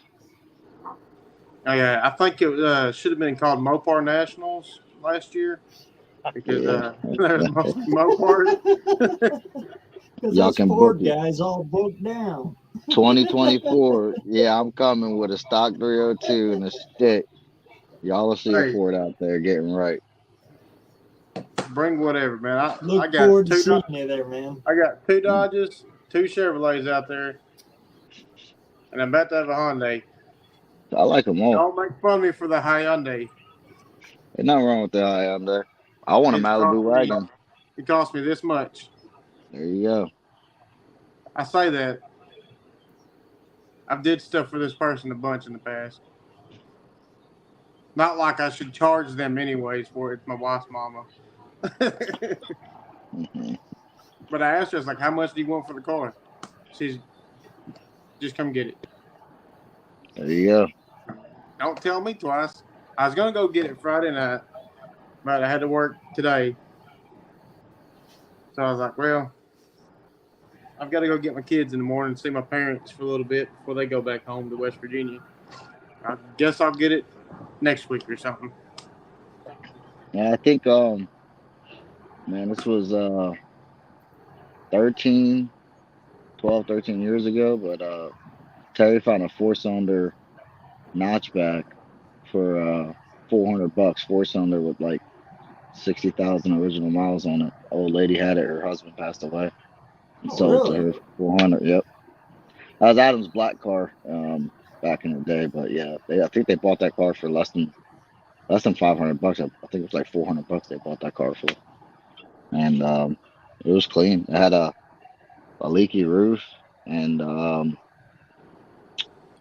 think there was some rust on the quarter panel, but other than that, $400 car. I will say this though, the Coyote 5.0, and I done said this last year, and it's coming to be true. The Coyote is about to take over the LS1. I think the Coyote is going to be the next new thing, which it already kind of is. They're more expensive, but I'm seeing some crazy numbers out of these Coyote motors on these Fords. And Ford is starting to release all of their stuff. So you're seeing the aftermarket companies starting to do like standalones and stuff for them now. Yep. So, yep. If Ford would have just done that in the beginning, you'd see a lot more of them. Yeah. I mean, I think me and Big Block was talking about it. I think it's like 800 horsepower or without pulling the heads, which you can make out of them. And Ford just announced that they're going to be doing an 800 horsepower hybrid. Yeah, I heard about that. I mean, I'll never own one. Hybrid. Are you talking about the Godzilla motor? No, it's their new push. Instead of going direct and focusing on EV, they're going this way. No, he said 800 horsepower, 700 horsepower without pulling the heads off. I was wondering what motor that was. I think it's a combination of the electric and. Oh, okay. Talking about the 800 horsepower 5.0s? Yeah. Well, I thought, I was trying to figure out what you were talking about. That are you talking about the Godzilla motor? Because I thought somebody made like 700 on NA with the new 5.8 that's out. Yeah. No, the 5.0s. I'll find the video or somewhere. You can Google it or YouTube it. But they was making like 800 horsepower right at it on a stock bottom end. I think it still had the stock head gaskets on it, making like 800 horsepower. Oh, you're talking about Chris Watson. Yeah, Chris Watson. It's a black notch SPE 302 with turbo on it. It made like 830 or something like that. Yeah. Yep. Yeah, that car went it went into fives, like 560s, 570s in the 8th mile, like 135, 134. That thing was moving. And that's my little nephew that you see in my videos every once in a while. What's going on, Brody, man? Guy, no, he's got like a 2000 Mustang, but he's been running a billet 2.8 or something like that. Based off the 2.3. But he's finally got his other motor back, just about done. It's the Ford BareRose motor, the MR6. Yep. And that thing looks sweet. I cannot wait till he gets it done because it is nasty. Yeah. The Fords, the small block Fords are, if you do them right, they get a little expensive. But I've always done like stock stuff. Like my motor that's in my car, I traded a $50 intake for. It's a stock roller motor. Damn. But yeah, I mean, It was an intake of actually. I'm not going. I think it was a Systemax intake. And the guy gave me the short block, and it didn't have heads on it. Had rust inside the cylinder walls. We put WD-40 down that, and clean the cylinder walls up. Put stock E7s on it, 1.7 rockers, intake, exhaust. Put it in a light car. I went out and running it ever since. Low 12s. So. Yeah, Terry told me the story that on that car. That's pretty cool. Yeah. I mean, it's a lot of thrown together stock junk. I mean, altogether, I think the car's got 2,700 into it, and that's with buying the car. But I don't street drive it. It's like a max effort thing. I like to tease people with it. That's a stock motor, but just a stock motor with no accessories on it. It's really, really light. And I mean, I launched the dog crap out of it like 6,200 RPM. The lifters don't let me spin it past 6,450. So I mean, we don't make no torque, no power. We just shift the hell out of it and have fun with it. But Terry's doing some heads for it. We'll see. I'm trying to go 1140s, 1150s with it.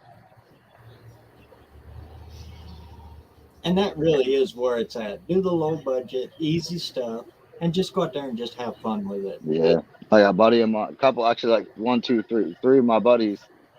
One of them's got a dart block. The other one's got a small block Chevy that cracked the head, and another one's got like a 351 Windsor car that broke the oil shaft inside the pan.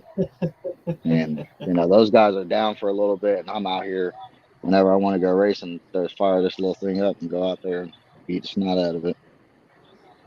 They survive. But I'm having fun doing the slow stuff, BareRose. Like I don't need to go 9s and 8s. I go 9s and 8s. That's 9s and 8s money I don't have. Exactly. And you're still out there doing it. That's it. It's fun to go slow. I tell you, the number one comment I get out there is when they see my car that goes, dude, I wish I would have stayed in like the 11, 12 second range, even 10s, because now when you're trying to go fast, you break something, you really break it. It hurts. Yeah, it hurts. That's why I'm not doing nothing in my car. Just get the stock big block in there and drive it for a little bit. Then once I get enough money put back or buy a rear end for it and buy a tubing bender and build my cage and stuff, then I'll start worrying about want to make it just a little bit faster, but not crazy fast. Yeah. I think 1050s, high 9s is a good, it doesn't take much to do that nowadays with the newer cars, but if you got an older car, there's nothing wrong with going 11s. I might not even do that. It just really depends because one of the local tracks do a bracket race every Saturday. Exactly. And they're like throwing $1,000 out there to win, like every Saturday. Wow. And if not every Saturday, it's twice a month or something like that. Right. Sometimes I'll throw $2,000 to win on no box. It's like, man, for $40, damn, and some gas all to that drive money? over there. $40 in gas to drive over there, and they pay out in 8 spots. Yeah, you can't beat that. So you if you come in 8th place, I guess you might get your buy-in feedback. The $40. That's it. $1,000 guaranteed to win several times a month. What's up, Tim Windsor? Tim, what's going on, brother? I have not been checking chat. I'm on my phone. Yeah. It's hard to see it on your phone.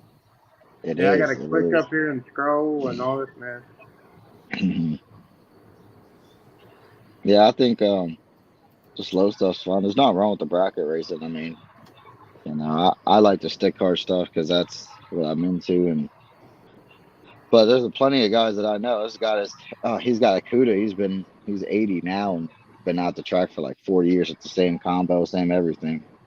With small block on spray, goes like 1080s, and he races it every weekend, and he wins a lot.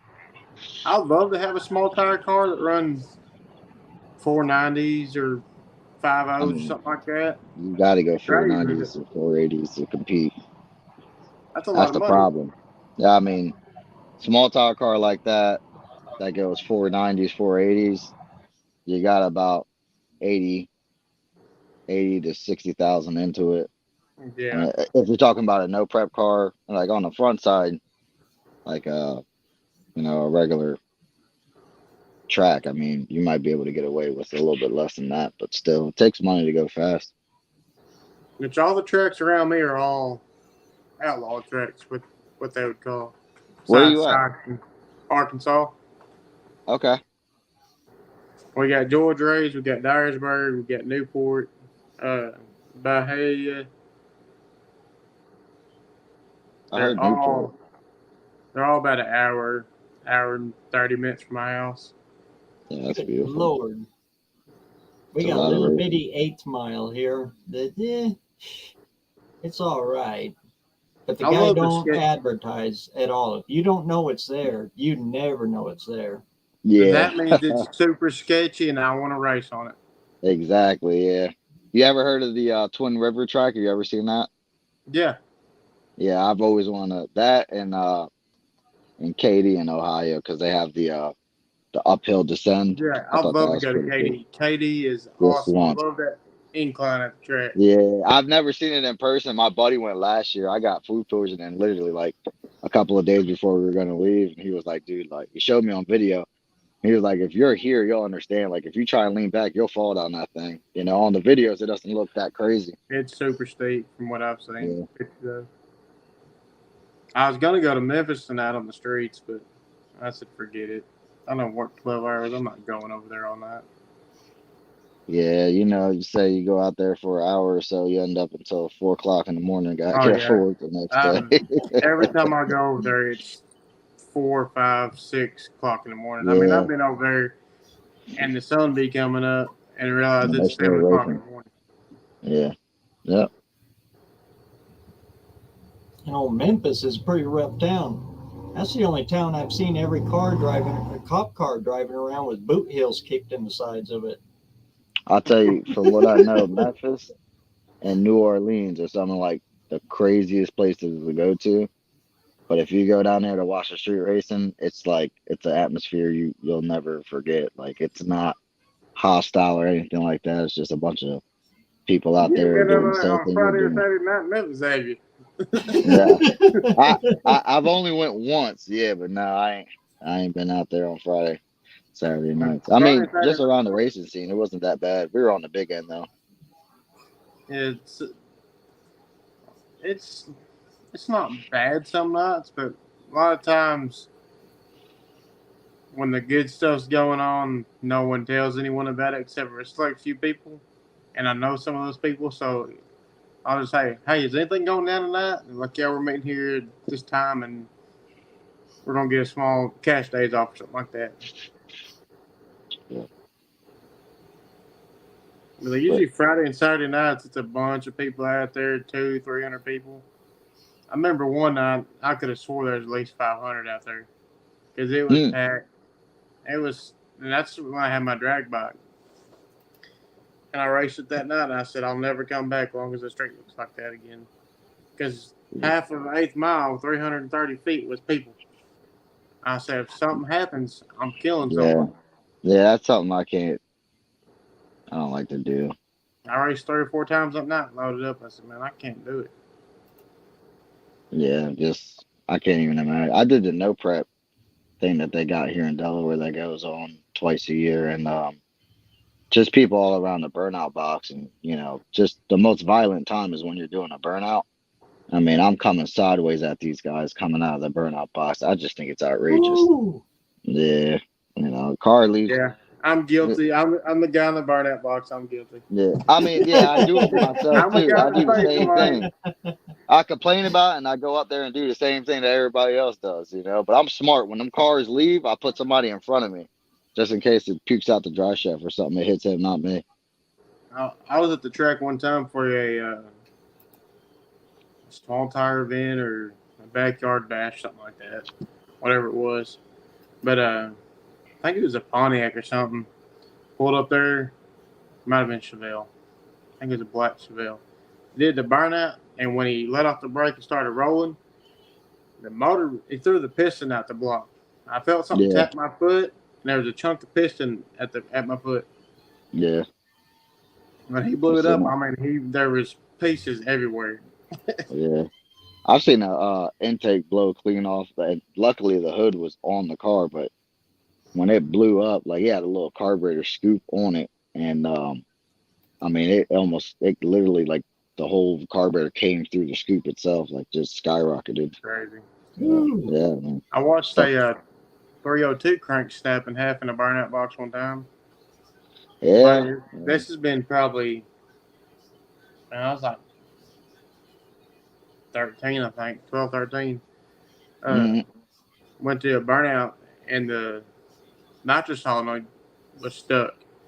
And when he hit the full throttle, he hit the wide open, the micro switch. Yeah. Let all the nitrous, let a 10-pound bottle of nitrous straight through the crank. Yep. I had a buddy, the guy with his dart block, his boost controller line was close to his header. Burnt a hole inside the boost line, and it's all 25 pounds, and literally split the whole block from the crank journal all the way to the back of the block. Didn't hurt the cranker rods or pistons, but it literally welded the cam inside of the motor. Like insane. Wow. An old boss of mine, his brother, he had a LS Fox body. I know that's cussing to the Ford guys, but he had an LS Fox body with a turbo. Yeah. And his boost gauge was messed up. He said he went and drove down the road and launched it. And he said it just didn't, it felt way too fast. And he said it's making ungodly horsepower. Changed the boost gauge out. It was at 25 pounds on the stock bottom at 5.3. Wait, hold on. Hold on. The internet told me stock LS is whole 1,000 horsepower. He's all right. They did. Horsepower TV did do a 4.8 with a turbo. I think what did it last? 60 passes on the dyno before the ignition went out. I mean, the LSs are good, but the thing about it, if you're going to run a high horsepower LS, you need 3 more just like it sitting in the garage. And I'm a Chevy guy at heart. I was born a Chevy guy, but I've seen multiple people put about 2 to 3 motors in a year because they blow them up. So fuel mixture lanes out just a hair. Computer didn't catch it. The carburetor didn't catch it or whatever. Boom, done. It just happens. Hey, there's Hubby. Hubby, what's going on? Thanks again, man, for all you did for brother Ari out there. You're a stand-up man.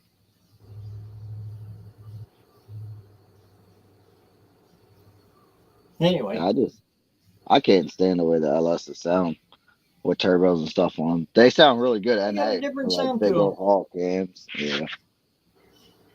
I just like anything turbo. Yeah, or nitrous. Nitrous. I like nitrous cars. I grew up. Everyone had nitrous. Wasn't too many turbos, and turbo scene started coming around with the eBay cheap parts and the junkyard builds. And then turbo stuff blew up. That's like a buddy of mine. He's got a Plymouth Scamp. It's on my page, and it is a stock crank. No, I think it's a stock. Yeah, it's stock bottom end.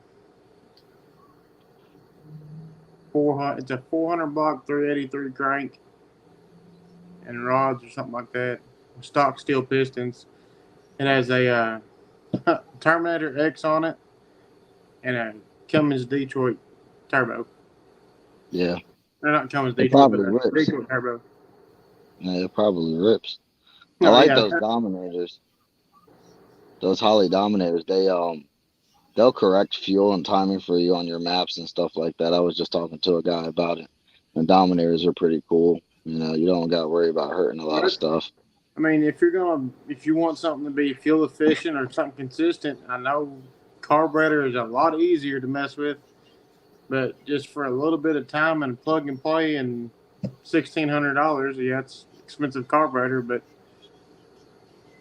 you get better fuel mileage, you get better tuning, and if you're gonna have a higher horsepower thing, that's what you're gonna need. Yeah.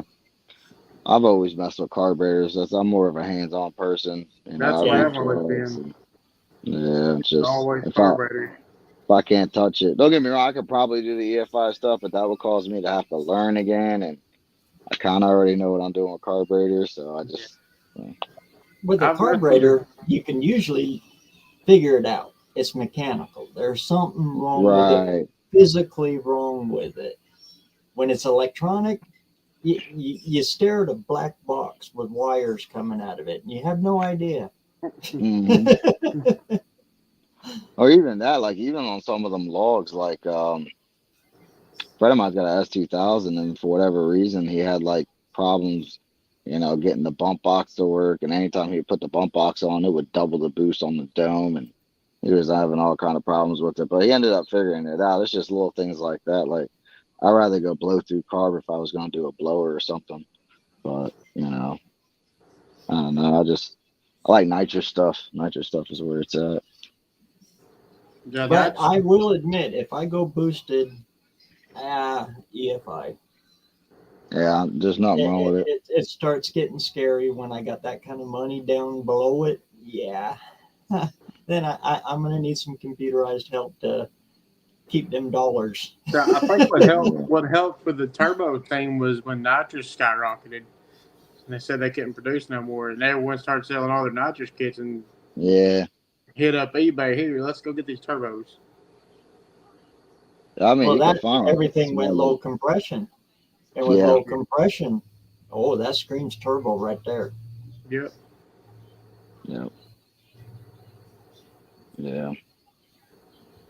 I just want to spin a motor to like $9,000, spraying the hell out of it. Just that's all I want. I'm simple. I'm simple. Hey, I know someone that's got a Hemi that's spinning $9,000. Yeah, I believe it.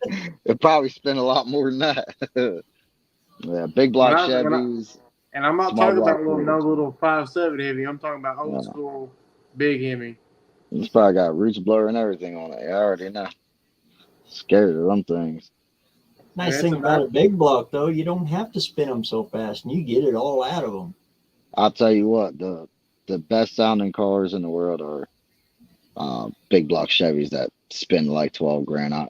I've always loved those things.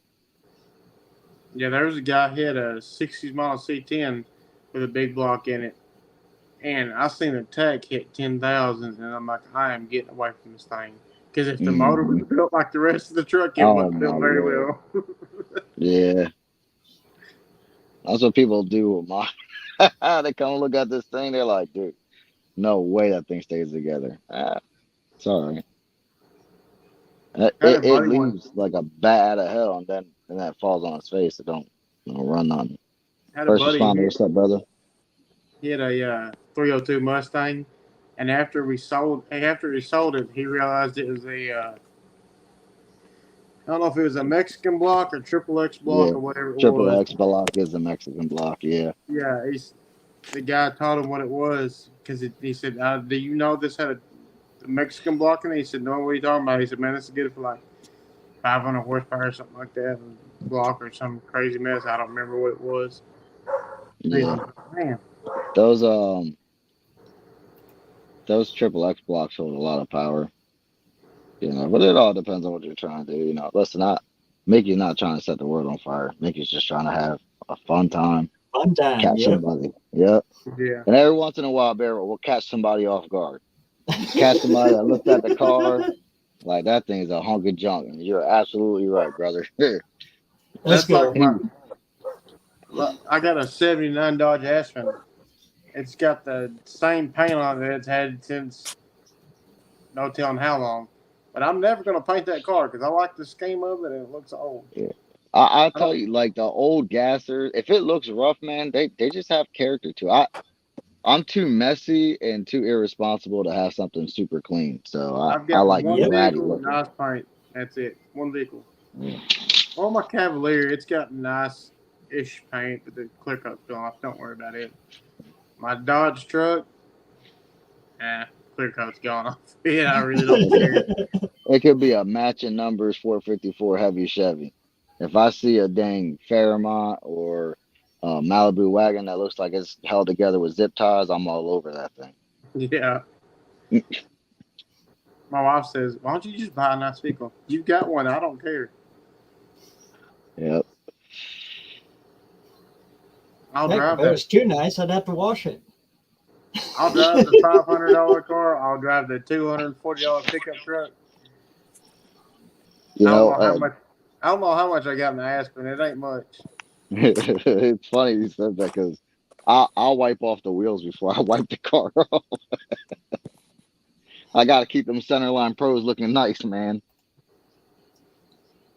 I got the factory. Everything I got, it's got factory wheels on it, except for the Aspen. It's got mag slots on it. Yeah. And the only problem I have with those is they're 14s. I need some 15s. Hubby brings up a pretty good point right here. With all this EFI stuff out now, people don't know carburetors anymore. So all of us guys who do know that stuff, we have got a niche now. Yeah, it's a dying breed for sure. I got lucky knowing a couple of older gentlemen, Terry mainly, that'll actually, knows the inner workings of them and what they do and like the different circuits. Because I mean, you watch a YouTube video and there's really like people go over 3 circuits: the idle circuit, the wide open throttle circuit, and then the secondary circuit, and like that's all they touch. But they don't talk about a power valve or the orifices inside of the channels for the power valve. Air bleeds and things like that. I mean, there's a whole combination of different little things you can do with these carburetors that. And they're setting it up for their application. They're not telling you exactly why it's working for their application or what would work for yours. Because this could be completely different. Yeah. I mean, people tell me I got too much carburetor for my stock reel too. It's a 650 double pumper, but you can control the fuel with jets and you can control the fuel with squirters and accelerator pumps. And that's what people don't realize. And the cam and the timing you're running. It's such a broad. If Big Block was in here, he could tell the story better, but I think it was a 302. Could be wrong, but they have like a 750 or 1,000 CFM carburetor on it. Yeah. So like a stock 302 or something like that. But he had so much nitrous going through it when he left the line. And it worked. The car ran consistently for years. I'll have to ask Big Block about the story again. Like people call me crazy, but like I have like my distributor's locked out with 36 degrees of timing. So like the timing mark is at the bottom of the strap on the spark plug. That's how I run it. That's how it makes the most power. And tune it to the hottest cylinder and gap the plugs to 40 thousandths and send it down through there. It's just you got to mess with your combination. Things that work, things that don't work. I'm trying to think who it was last year at No Name. We locked out a distributor. Oh man, I don't remember who it was, but put a tack weld on the inside of the distributor to lock it out as a Mopar. Yeah.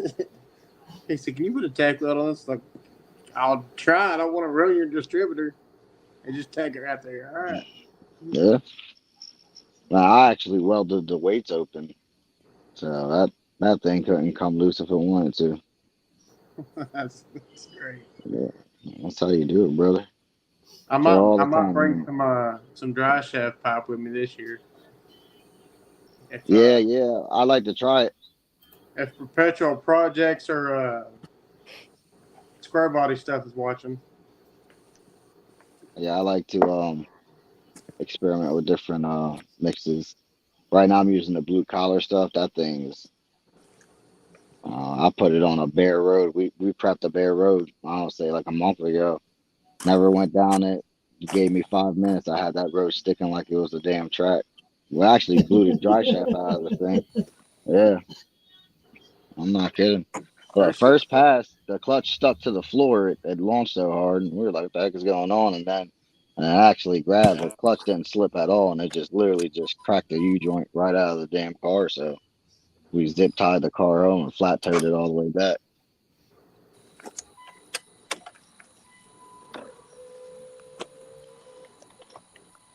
Yeah, last year we had 2 drive shafts snap, and square body stuff. He had probably the heaviest drive shaft I've ever seen in my life. It was a piece of well pipe with 2 dry shaft ends, like short section of dry shaft pipe with a well pipe over top of it, just for the burnout competition. And he let it eat. If you go watch No Name Nationals and look for the step side square body stuff, they're burnout. I think he might have had a flag hang out truck or something. If you watch that truck, it has probably a 30-pound dry shaft, maybe a 40 or 50-pound dry shaft. I'm telling you, it was well pop. It was like quarter wall. That thing was singing. I think I've actually got the video on. It might have been Perpetual Projects dry shaft. I've got the video on. Yeah. Right. I brought my welders back here just in case. I seen Chad working on his truck. I said, "Hey man, you need some help?" or whatever I said. He said, "I broke my dry shaft." I said, "I got a welder." Yeah.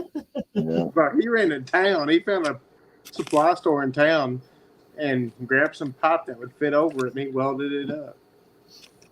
Yeah. It was awesome. And, a guy saw me launch my car. I launched mine at like 6,000. And he comes over to me. He's like, "Dude, how's this thing stay together like that?" I said, "Well, it's got a stock clutch in it. So if it dead hooks, that spins the clutch and I'm safe." And he walks. So it's like, "Dude, there's no way that thing's got a stock clutch." I said, "Yeah, it's stock clutch. That's how I stay. That's how I stay alive." You go to these fast tracks, dude. I mean, see people breaking. I seen a guy literally break a 28 spline axle out of an 8.8 coming out of the water box. It was so sticky. Car coming out all nasty, and literally the car just falls on on the left side like doom. My buddy, he's got a Cutlass, and it rained one night, and he was already over in like on his way to Memphis. So they poured some track bite out and did a burnout through it, and did a 60-foot launch and did a wheelie on the wet pavement. I'll have to find the video, see if I can find it again. But you can see the road; it's shiny where it rained earlier. But he put some track bite down, lit it, did the burnout through it again, and it made a 60-foot hit. But that was all it did. Yeah. I made a mistake. I went and testing to him behind a diesel one time that cold rolled the whole track. And my car stayed planted. It stayed planted for about 400 feet. And it was the worst I've ever felt. I mean, the car lifted up like somebody literally put like jet turbines under the car and lifted the whole car up. I was sliding everywhere. I was scared for my life. Never again. Diesel trucks and jet cars. Never again. They use that kerosene. That kerosene will hit the track. I saw an X275 car literally lose the tire 200 feet out and hit the wall probably at 110, 115. Literally caved the whole door in. Out here, when they run those, they always run them last, especially the jet cars. Yeah, the kerosene will seep into the track and it makes the surface like ungodly slippery. Yeah, I could see where that'd be bad for the track. They probably got to spray the track down several times that week. Yeah, 100%. Well, what they do as soon as that happens, they'll run the draggers out there. They'll just drag tires up and down and then spray it one good time. It'd be all right. The problem is if your car moves out of that groove whatsoever and you hit that sauce, but yeah, you're back in it and there's nothing you can do about it. See, I like the tracks where the rubber don't go to the end. Oh man. Hey guys, I want to cut you short. I'm on 2%. Don't want the phone to die. I'll catch you guys later. Oh, we were talking. I didn't even notice. All right, guys. You guys have a good night. Great seeing you tonight, man. Later. All right, have a good one. More than welcome anytime. Yeah, we'll probably wrap up here in just a little bit, and we'll all head over to Dust Devils. He's got old Patrick on from mostly old parts and rust. Is he live right now? Yeah. I might jump over and say hi to them. I've been popping in a couple lives here last month or so, just popping in randomly. That's cool. I was excited when I seen you again. I would do more videos, but man, the mosquitoes are so bad, and I've got rice at my house this year again. I can't do it. I need a better shop with AC, no mosquitoes. Good Lord, me too. Sign me up. Come on over here and mow me a patch. Sign me up. Come on. Like I'm gonna try to talk since the shop beside my house, tornado hit it, or not tornado, possible tornado, strong winds took it out. If my father-in-law was gonna just throw it away, I'm gonna say, hey, I'm gonna grab that tin and then timbers over there. I'm gonna build me a shop over here. As much as that stuff is going for, you bet you grab it. I mean, it's just sitting on top of stuff right now. I mean, yeah, I think he's waiting on. You got to get a hold of FEMA if you want some of it, and they'll get you in touch with the dump truck drivers where they're delivering it, and usually you'll pay about $30 a ton. You know what FEMA stands for? Father respond, not a satisfying result. Hey, it's been hot here this week. We're in the pool, man. Hey, Don, what's going on? Water feels like 90 degrees right now. Hey, Don, you better bring that wallet to No Name. I got bringing a fat stack, Leighton. I still got that $3 in there. And signed. Ooh. Yeah. I'll have to re-sign it because I changed my name. That's all right. We got 2 more bills. That one's pretty well covered.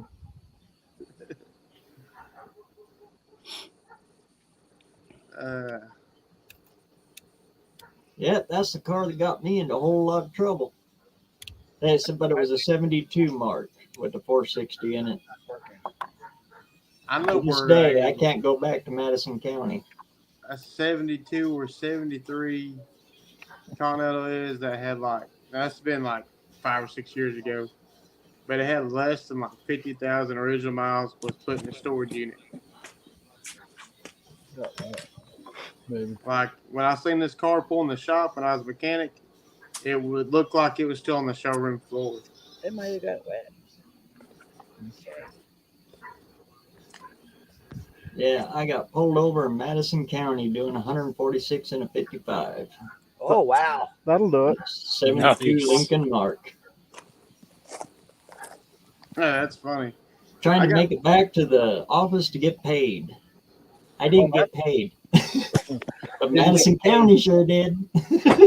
Someone got paid and it wasn't you. What did you say?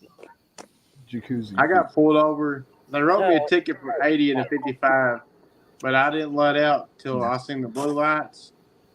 And I was at 130 when I seen the blue lights getting closer.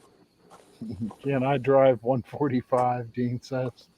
I pulled over before the cop even hit the cherries. I knew he had me. Well, I was on this 2-lane back road in an unknown location, and there is one farm shop on the left side of the road. And you guessed it, it was about the perfect spot for me to test my car out at the time. And 2 cops be sitting there. 2 of them, not 1, but 2. And they had no tags. They got to race each other chasing you down.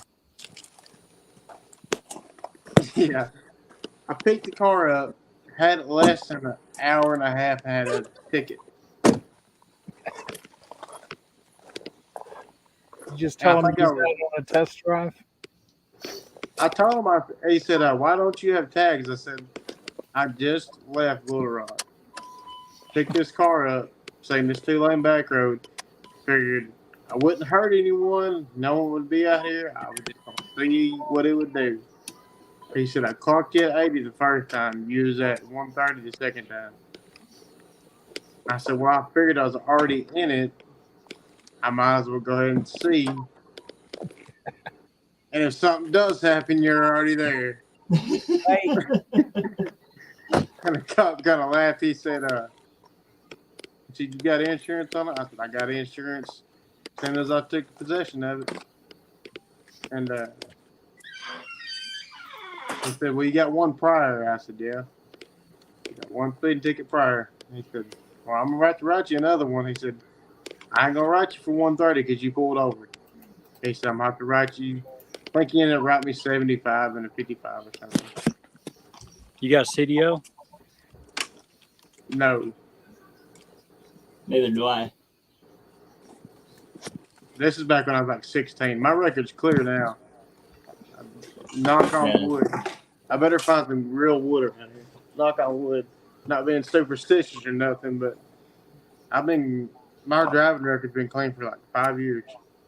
That was back in 93 for me. 94.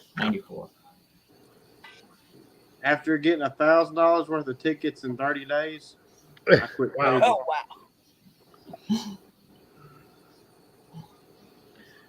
Yeah, Ford, they had the exhaust perfect with the Y block, and then they did away with it.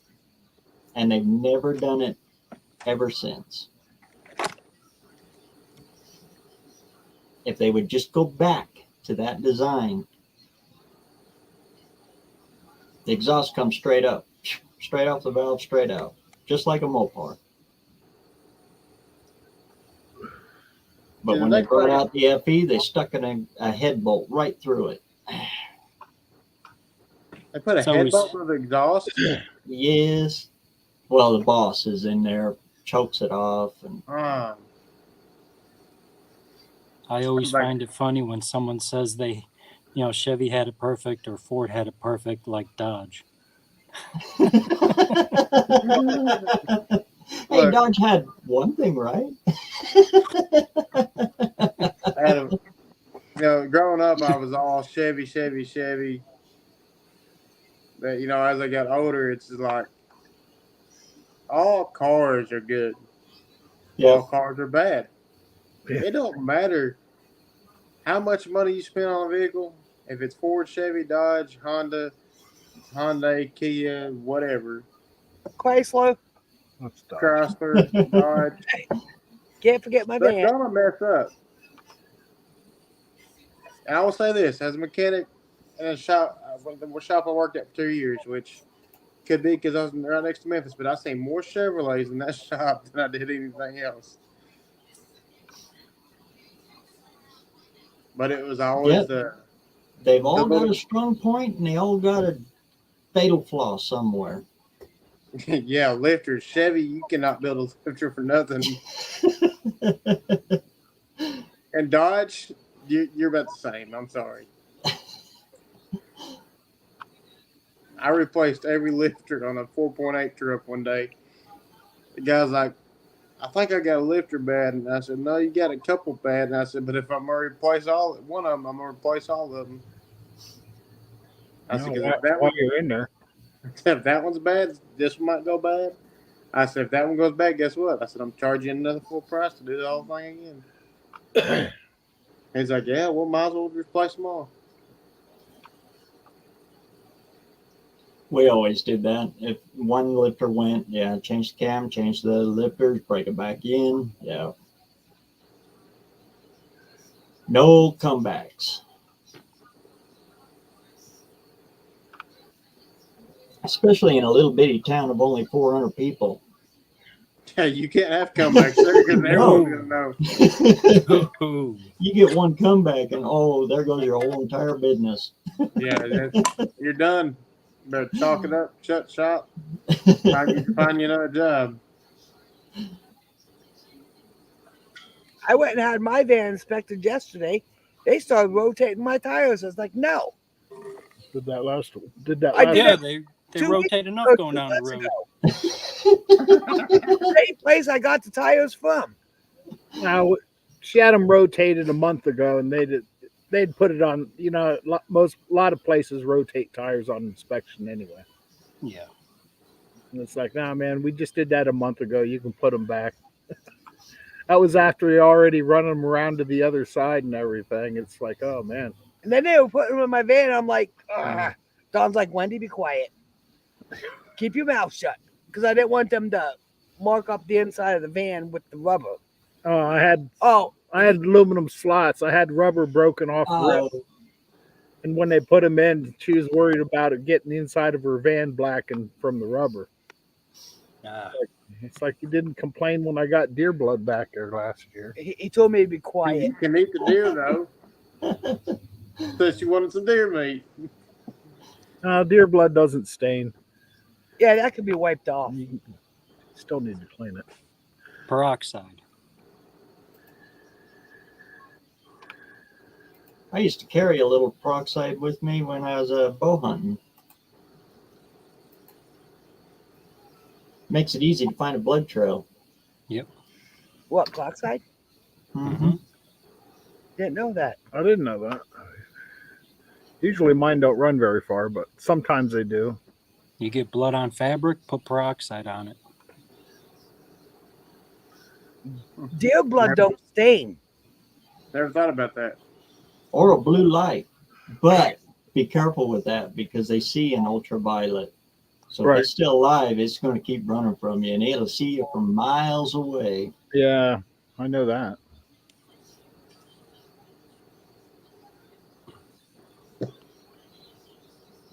But you gotta love that venison.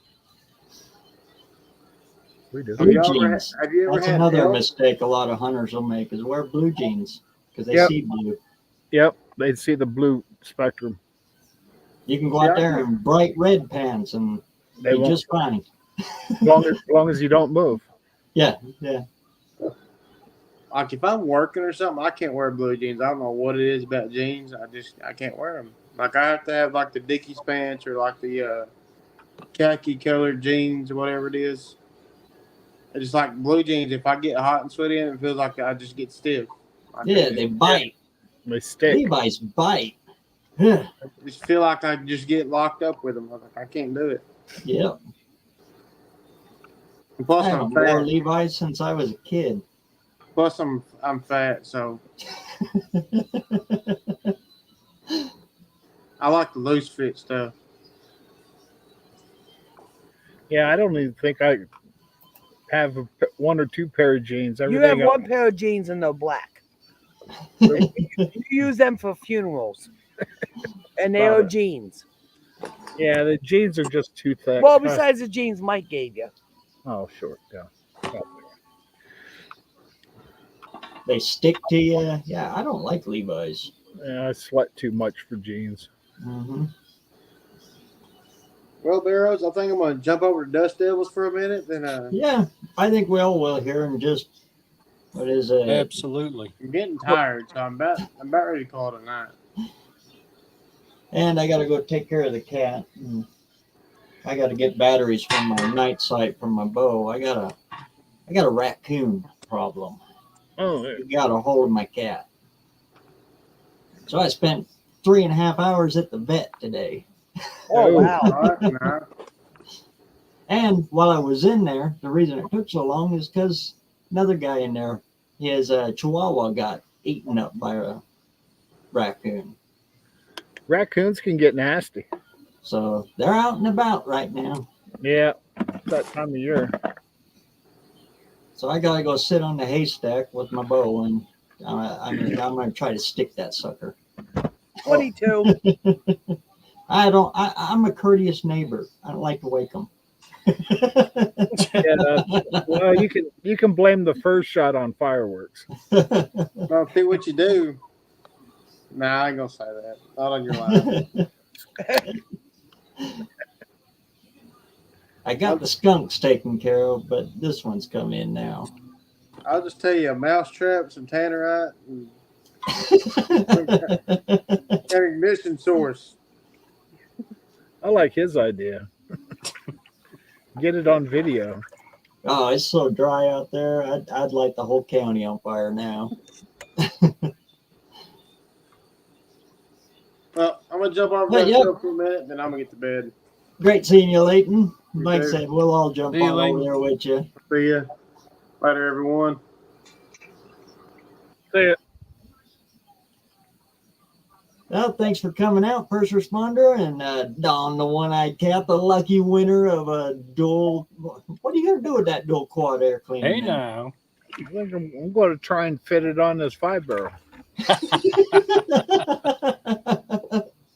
Oh, that's pretty cool. You won that, man. It's only fitting for him to get a dual quad air cleaner. And he's only 100 miles from us, so we're going to do a road trip one of these days. Nice weather. Cool. Yeah, that sounds awesome. You go out there, throw him a visit. He's a cool guy too. Yeah, this hands down one of the best screen names on YouTube. Yeah. Max Wedge Dick Dastardly. Yeah, this whole community is it's a shame we're all spread out over the whole United States and Canada, but I mean, I know more people on here than I do in town. And I like these people better. Or, you know, you guys. Exactly. I get along with you guys. I got a guy across the street. He wants me to come over for a beer. It's like, I don't want to go over there.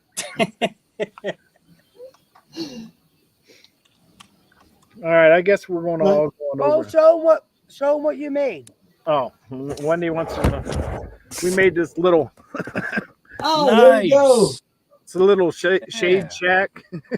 It's for when we're out here in the pool and the sun's kicking our ass, we can keep our phones and beers in the shade. That's a great idea. Cool. That is cool as all get out. And the light. Yeah. Ha ha ha. Look at that. Living the dream. Well, over here where she works, if you look at the lights, the Hello Kitty. And she made them into little one-eyed cats. Oh, that is cool as all get out. It's pretty neat. It was my idea, and she started building it. It's like, you go, honey. Don't tell him that. You built that. That was for Busted Radio's Garage Hickey Jigger. The Homer sticker challenge he had. Yeah. It's on the top up here, but the dog wearing that sticker around his neck is the one that won it. It's like, okay.